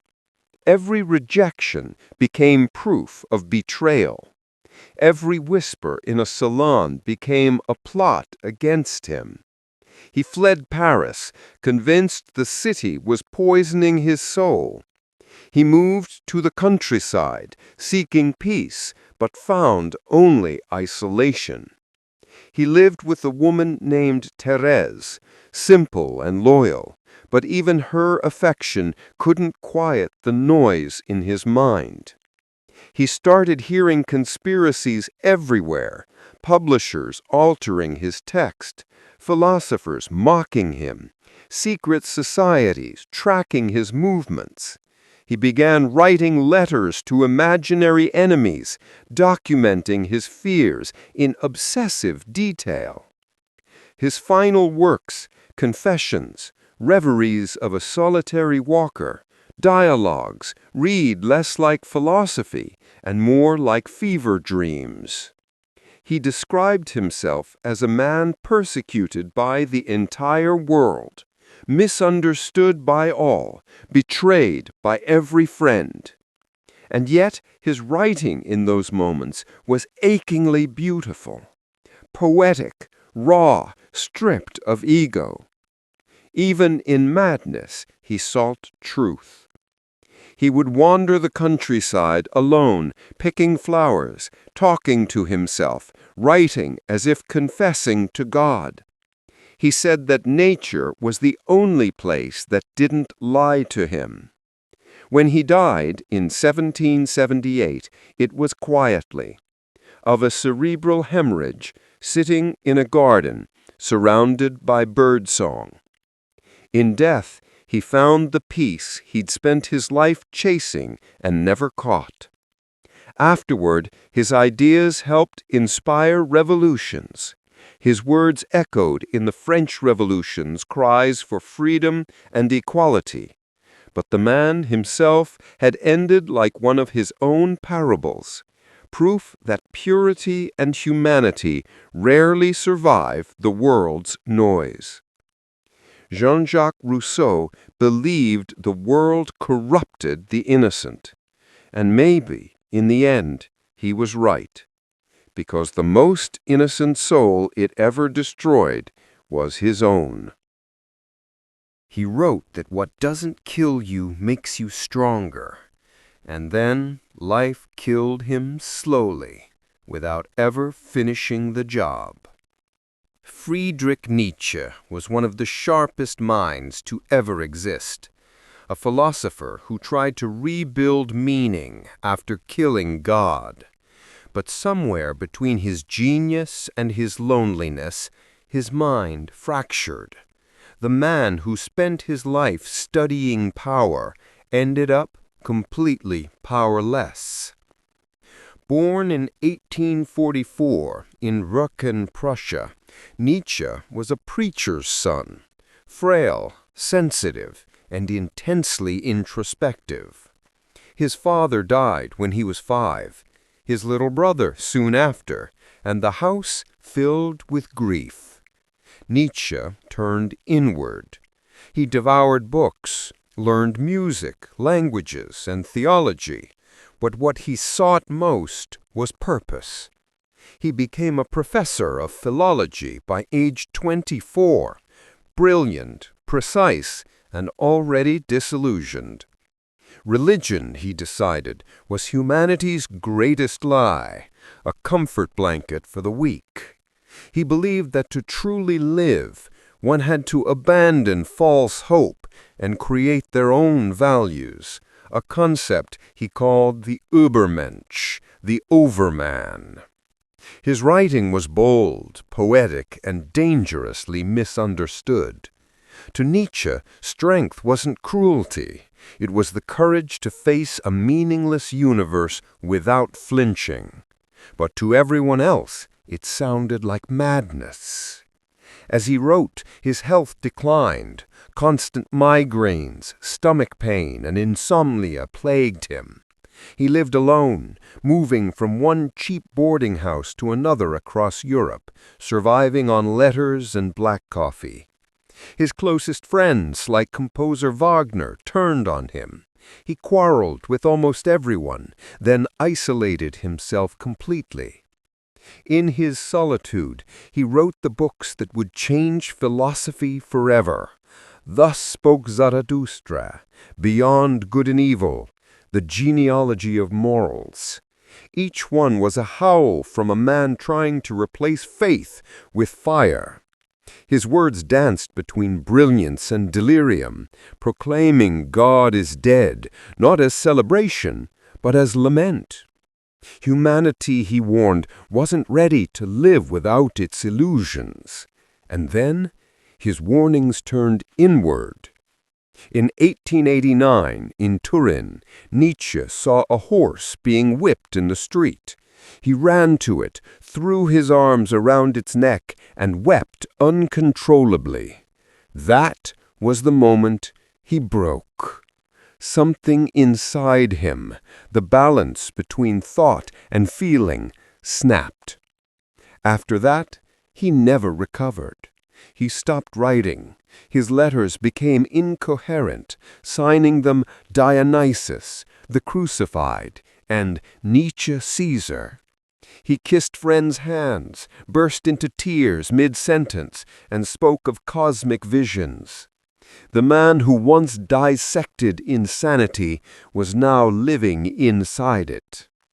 His sister Elizabeth took him in, both caretaker and opportunist. She edited his work to align with her nationalist beliefs, reshaping his ideas into propaganda decades later misused by the Nazis, a grotesque betrayal of everything he'd stood for. Nietzsche himself would never have approved. By then, he was gone in all but body. He spent the last 11 years of his life in silence, staring out of windows, sometimes smiling faintly when he heard piano music. When he died in 1900, it wasn't from weakness, it was from exhaustion. The mind that had burned too brightly finally burned out. Today, Nietzsche's words are quoted everywhere, often by people who forget how human their author truly was. His philosophy wasn't about cruelty or dominance, but resilience, the courage to find beauty in a godless world.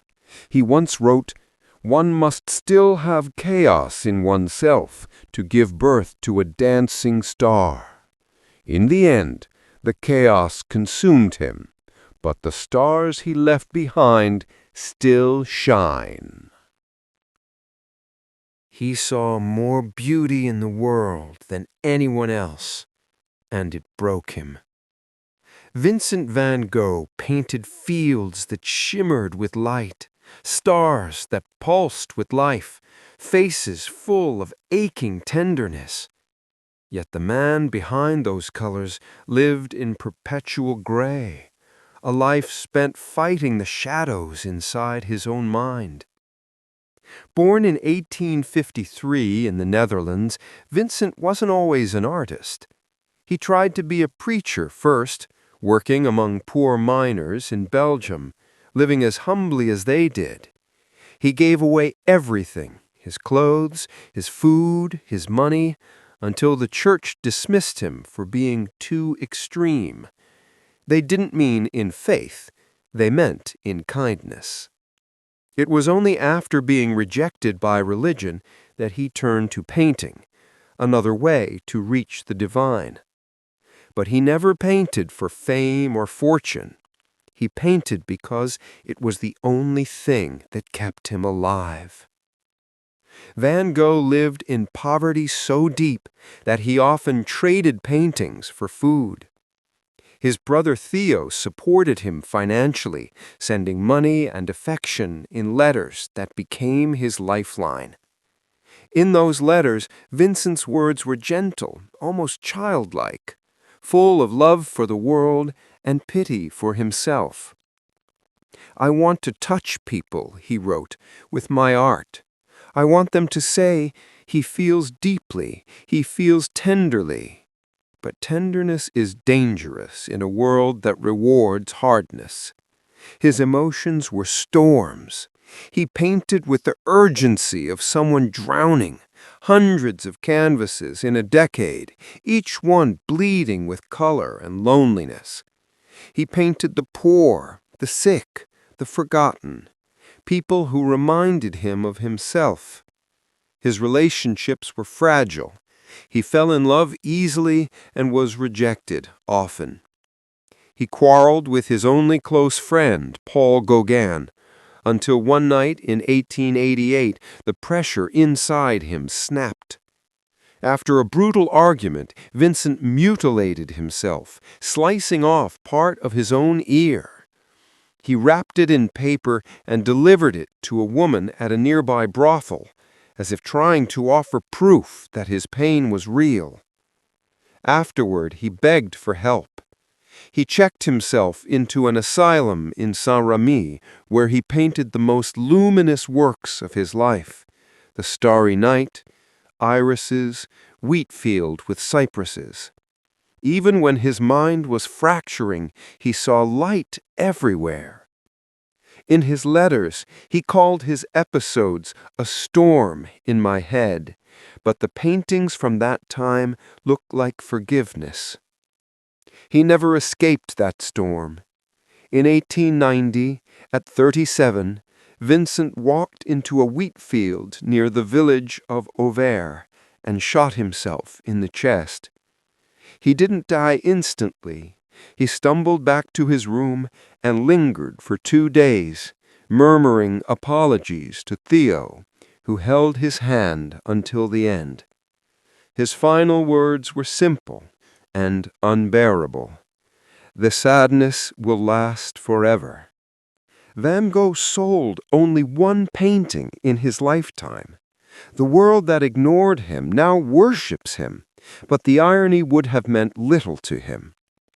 He didn't want fame. He wanted peace. He once wrote that suffering is necessary to make art sincere, but his sincerity cost him everything: his mind, his body, his life. Still, in every brushstroke he left behind, you can feel the same quiet mercy he never found for himself. A reminder that sometimes the people who see the most light are the ones standing closest to the dark. He spent his life chasing beauty and found only loss. Edgar Allan Poe wrote about death, but not because he loved it. He wrote about it because it wouldn't leave him alone.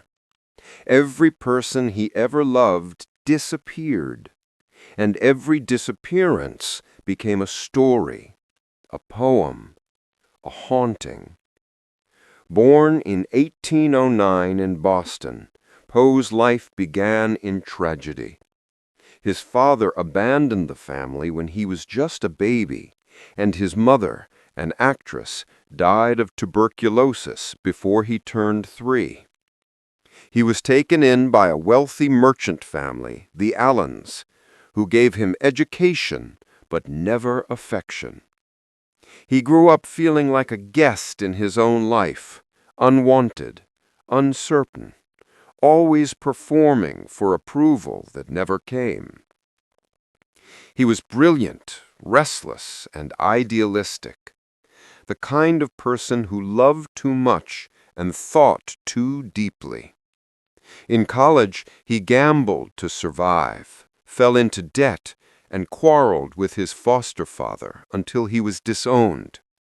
He joined the army out of desperation, then turned to writing because nothing else could make sense of his loneliness. His words had rhythm, elegance, and pain, all braided together. He believed beauty and sorrow were twins, that art was only honest when it ached. In his essays, he argued that poetry's highest purpose was to elevate the soul through melancholy. In his stories, love and death were always intertwined. Annabel Lee, Ligeia, the Raven. But beneath the genius, Poe's life was chaos. He fell in love with his 13-year-old cousin, Virginia Clem, not out of lust, but out of a desperate need for stability and purity. She became his muse, his safe place in a world that terrified him. And then, like everyone else he loved, she died, coughing blood onto her pillow from tuberculosis at just 24. That loss shattered him. After her death, Poe unraveled completely. His letters from that time are feverish, filled with apologies, hallucinations, and longing. He began drinking heavily, sometimes disappearing for days, sometimes collapsing in the street. He was polite when sober, wild when drunk, and always brilliant in between. Publishers adored his talent, but not his temperament. He lived in poverty, often hungry, selling masterpieces for a few dollars. The Raven, the poem that made him famous, earned him about $9, less than a night's rent. In his final years, he became a ghost wandering through his own legend, speaking of visions, hearing voices, and writing letters to women he barely knew, begging for connection.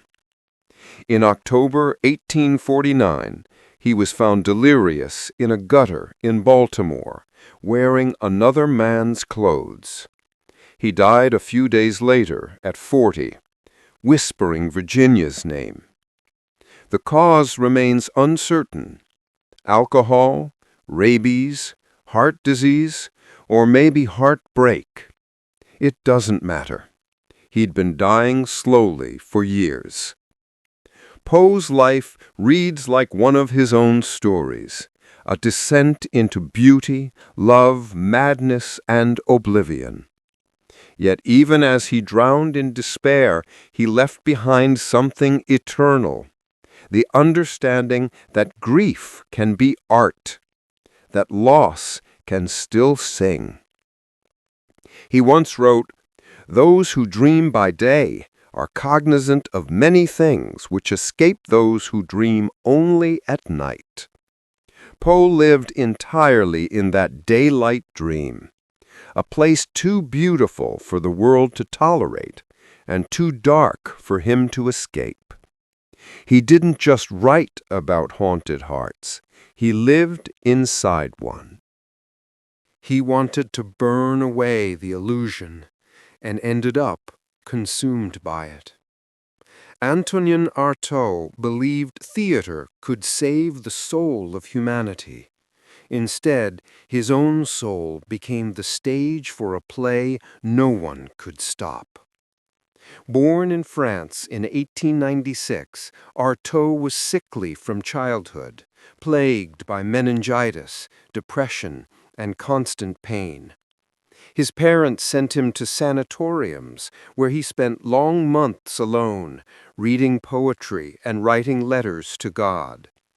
Even then, he spoke of the body as a prison and language as a kind of sickness. When he discovered theater, he felt he'd found a cure. But what he envisioned wasn't entertainment, it was exorcism. He wanted to create performances that would shatter reality, strip people of comfort, and confront them with the raw, terrifying truth of being alive. He called it the theater of cruelty. Cruelty to him didn't mean violence, it meant purity, an experience so direct that it bypassed reason entirely. He wanted audiences to feel, not think. He wanted them to leave the theater trembling, purged, reborn. In the 1920s and 30s, he became a legend in avant-garde circles, collaborating with surrealists, actors, and poets. But his intensity was volcanic. He was brilliant one moment and impossible the next, delivering prophetic monologues, losing friends, and drifting further from reality. He began experimenting with drugs, opium, laudanum, not for pleasure, but for revelation. He said they opened doors between worlds. Soon, those doors refused to close. He started hearing voices, seeing visions, and believing he was chosen to deliver divine messages.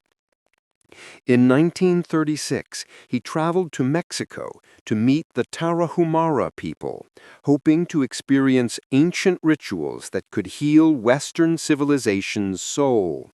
He drank peyote and wrote ecstatic notes about cosmic unity, gods, and rebirth. When he returned to Europe, he was convinced he'd witnessed the secret heart of existence and that no one believed him. He gave public lectures that sounded like sermons from another dimension. Audiences stared as he shouted about apocalypse, spirit, and blood. Eventually, police arrested him for public disturbance. Doctors diagnosed him with schizophrenia. From 1937 onward, Artaud spent nearly 9 years in asylums, sedated, electroshocked, and silenced. He filled notebooks with poems, symbols, and drawings that blurred the line between agony and revelation. He saw himself as both prophet and patient, trapped between divine language and human misunderstanding. Even in captivity, his words burned with clarity. I am the man who has best charted his inmost self. When World War II ended, he was released, frail but still defiant. He performed one final work, Pour en finir avec le jugement de Dieu, to have done with the judgment of God, a violent radio play that mixed screams, drums, and guttural prayer. French radio banned it immediately. Artaud died in 1948, alone in his room, holding his shoe as if it were a relic. He was 51. Today he's remembered as a madman, a poet, and the father of modern experimental theater. His ideas that art should wound us awake shaped everything from performance art to punk. Antonin Artaud wanted to free humanity from illusion. In the end, he couldn't escape his own. He once wrote, "No one has ever written, painted, sculptured, modeled, built, or invented, except to get out of hell." And for him, every word, every scream, every vision was a desperate attempt to climb out, even as the fire kept rising. He could express what words never could, until the silence inside him got too loud. Václav Nijinsky wasn't just a dancer. He was gravity's betrayal, a body that moved like a prayer half remembered. But the same intensity that made him divine on stage consumed him off it. When his body could no longer speak, his mind took over, and it never stopped talking. Born in 1889 to traveling Polish dancers, Nijinsky grew up backstage, surrounded by costumes, orchestras, and the thunder of applause he'd one day command. From the start, he seemed touched by something beyond human. His leaps hung in the air too long, his face too still, his presence magnetic. By his teens, he joined the Imperial Ballet in St. Petersburg, the most elite company in the world.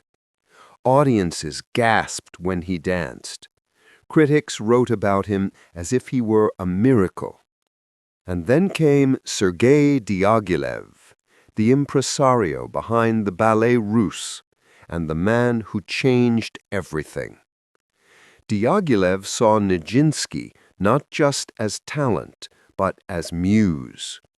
Their partnership, artistic, romantic, and volatile, became legend. Together, they revolutionized ballet, stripping it of prettiness and turning it into raw expression. In L'après-midi d'enfant and The Rite of Spring, Nijinsky shattered tradition. His choreography was primal, unsettling, almost obscene for its time. Dancers moved like creatures of instinct, not angels. At the premiere of The Rite of Spring, the audience rioted. That's how new it was. That's how dangerous. But even as he changed the art form forever, something inside him was beginning to fracture. Nijinsky's world was movement, precision, control, rhythm. But off stage, his life spun out of rhythm completely. He quarreled with Diaghilev, married a woman impulsively, and was cast out of the company that had made him immortal. Without dance, the world lost its shape. He began to hear voices. He saw signs in shadows, omens in silence. He believed God spoke to him directly through light and movement. In 1919, as Europe reeled from the First World War, Nijinsky sat down and began to write, not choreography, but revelation. What came out became known as the Diary of Václav Nijinsky, one of the strangest, most beautiful documents of a collapsing mind. It's part prayer, part prophecy, part cry for help. He wrote in bursts, ecstatic, repetitive, trembling with divine terror. "I am God," he wrote. "I feel through the earth. I see all. I know all." The pages pulse with compassion one moment, then spiral into chaos the next. He pleaded for peace, for love, for silence. He cursed the cruelty of war, the hypocrisy of art, the falseness of men who pretended to feel. His handwriting grew erratic, as if the act of writing itself was shaking him apart. Soon after, he stopped writing entirely and stopped speaking, too. His wife took him to a doctor in Switzerland, where he was diagnosed with schizophrenia.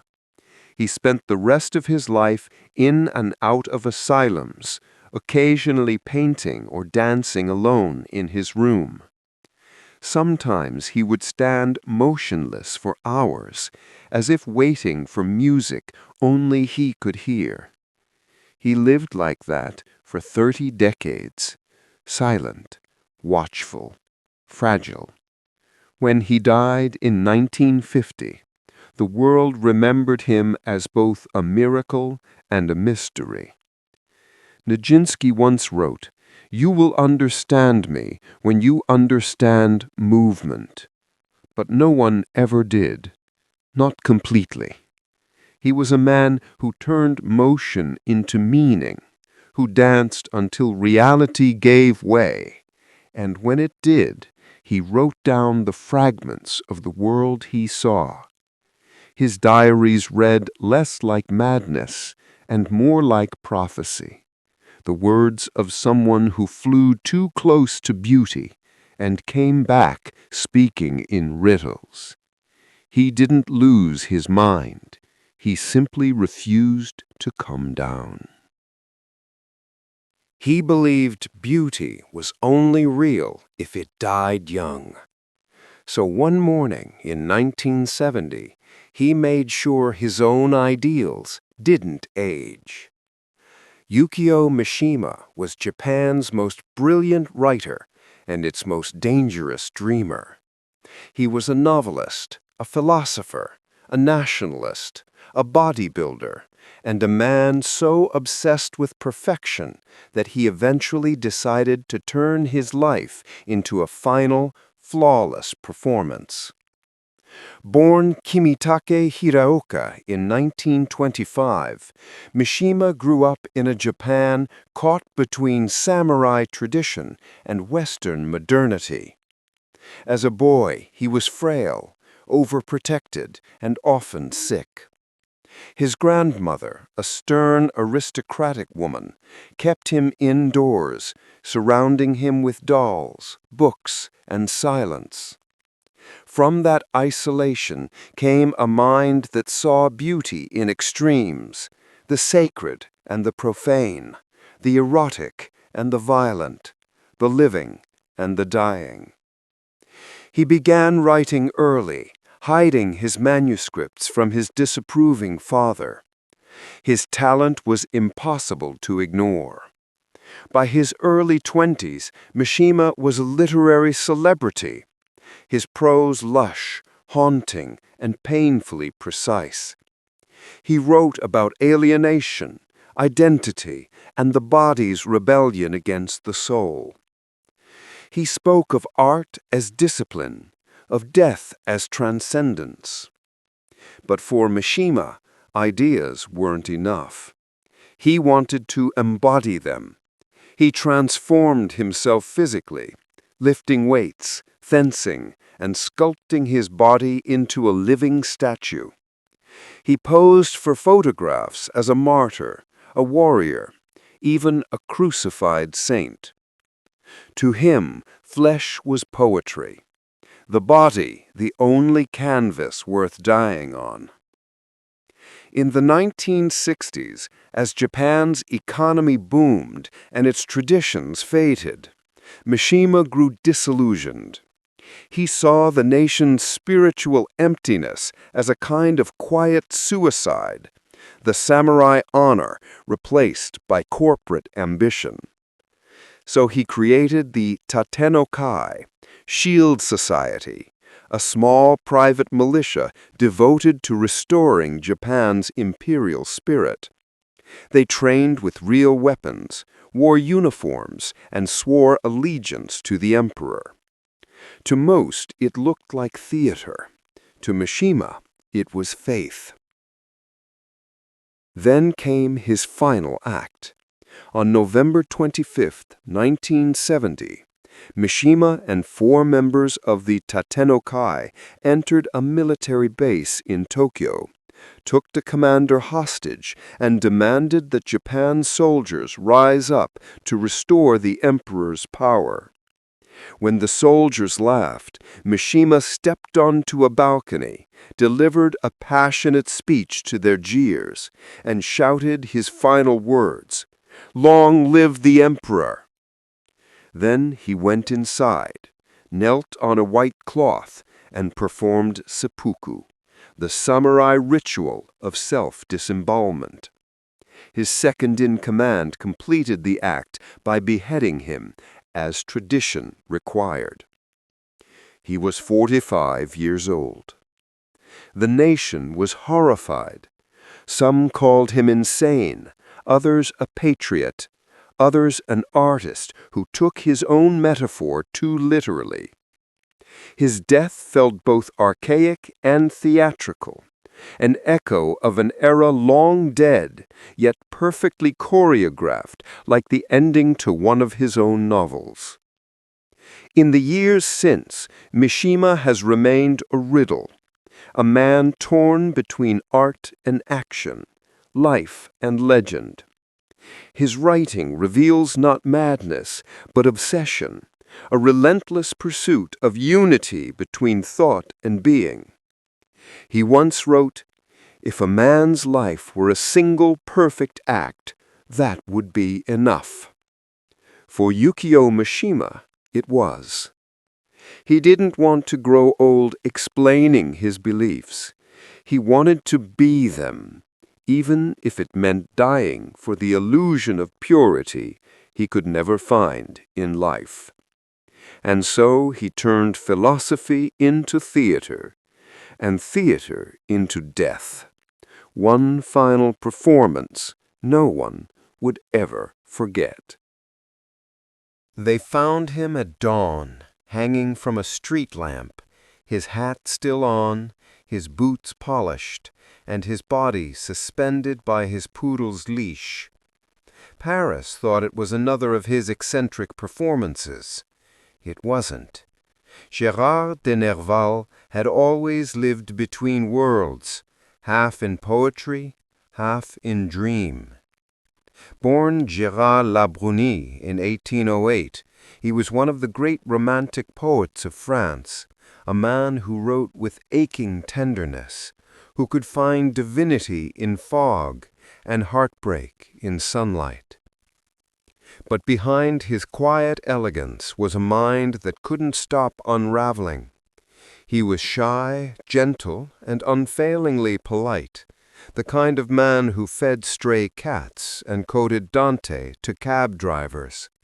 His friends adored him: Victor Hugo, Théophile Gautier, Alexandre Dumas, giants of French literature who marveled at his sensitivity. But they also worried. He spoke often of visions, of ghostly voices, of the dead whispering in dreams. To Nerval, madness wasn't horror, it was revelation. "The dream is a second life," he wrote, and he meant it. He believed the line between reality and imagination wasn't a barrier, but a doorway. He stepped through it often. His work, especially Aurelia, reads like a confession written from both sides of sanity. He described wandering through dream worlds where past lives, angels, and lovers blurred together. His prose glowed with mystical beauty, but it came at a cost. He fell deeply in love with an actress named Jenny Colon, a woman who saw him only as a friend. When she died young, something in him cracked permanently. He began to see her in dreams, speaking to him, promising reunion in another world. The grief never faded, it simply changed form. By his 40s, Nerval's delusions had deepened. He told friends he had spoken with the ghost of his father, that he was being followed by invisible spirits, that he had discovered secret correspondences between all things, the language of light. He was institutionalized several times, yet between each collapse he wrote some of the most haunting lines in all French literature. He lived in near poverty, feeding himself with credit and kindness, wandering the streets at night, reciting verses to himself. He carried a small poodle named Thibault everywhere, claiming it was actually a transformed spirit sent to protect him. In the winter of 1855, broke and delirious, Nerval disappeared from his lodging. The next morning, a passerby found him hanging in a narrow alley. The leash that had once led his beloved dog now looped around his own neck. He was 46 years old. The police called it suicide. His friends called it destiny. They said he had finally stepped into the dream he'd been chasing all his life. After his death, Aurelia was published, his unfinished masterpiece, a lucid diary of descent into divine madness. It opens with the line, "Our dreams are a second life." In it, he described his visions not as sickness, but as revelation, as if death itself were simply the final chapter of his dream. Gérard de Nerval's life was a collision between beauty and despair, a reminder that the same imagination that gives us art can also quietly consume the artist. He once said, "Do not wait for death to free you. The kingdom of heaven is already here." And perhaps, when he stepped into the cold Paris night with his poodle's leash in hand, he believed he was finally walking home. He saw heaven from the gutter.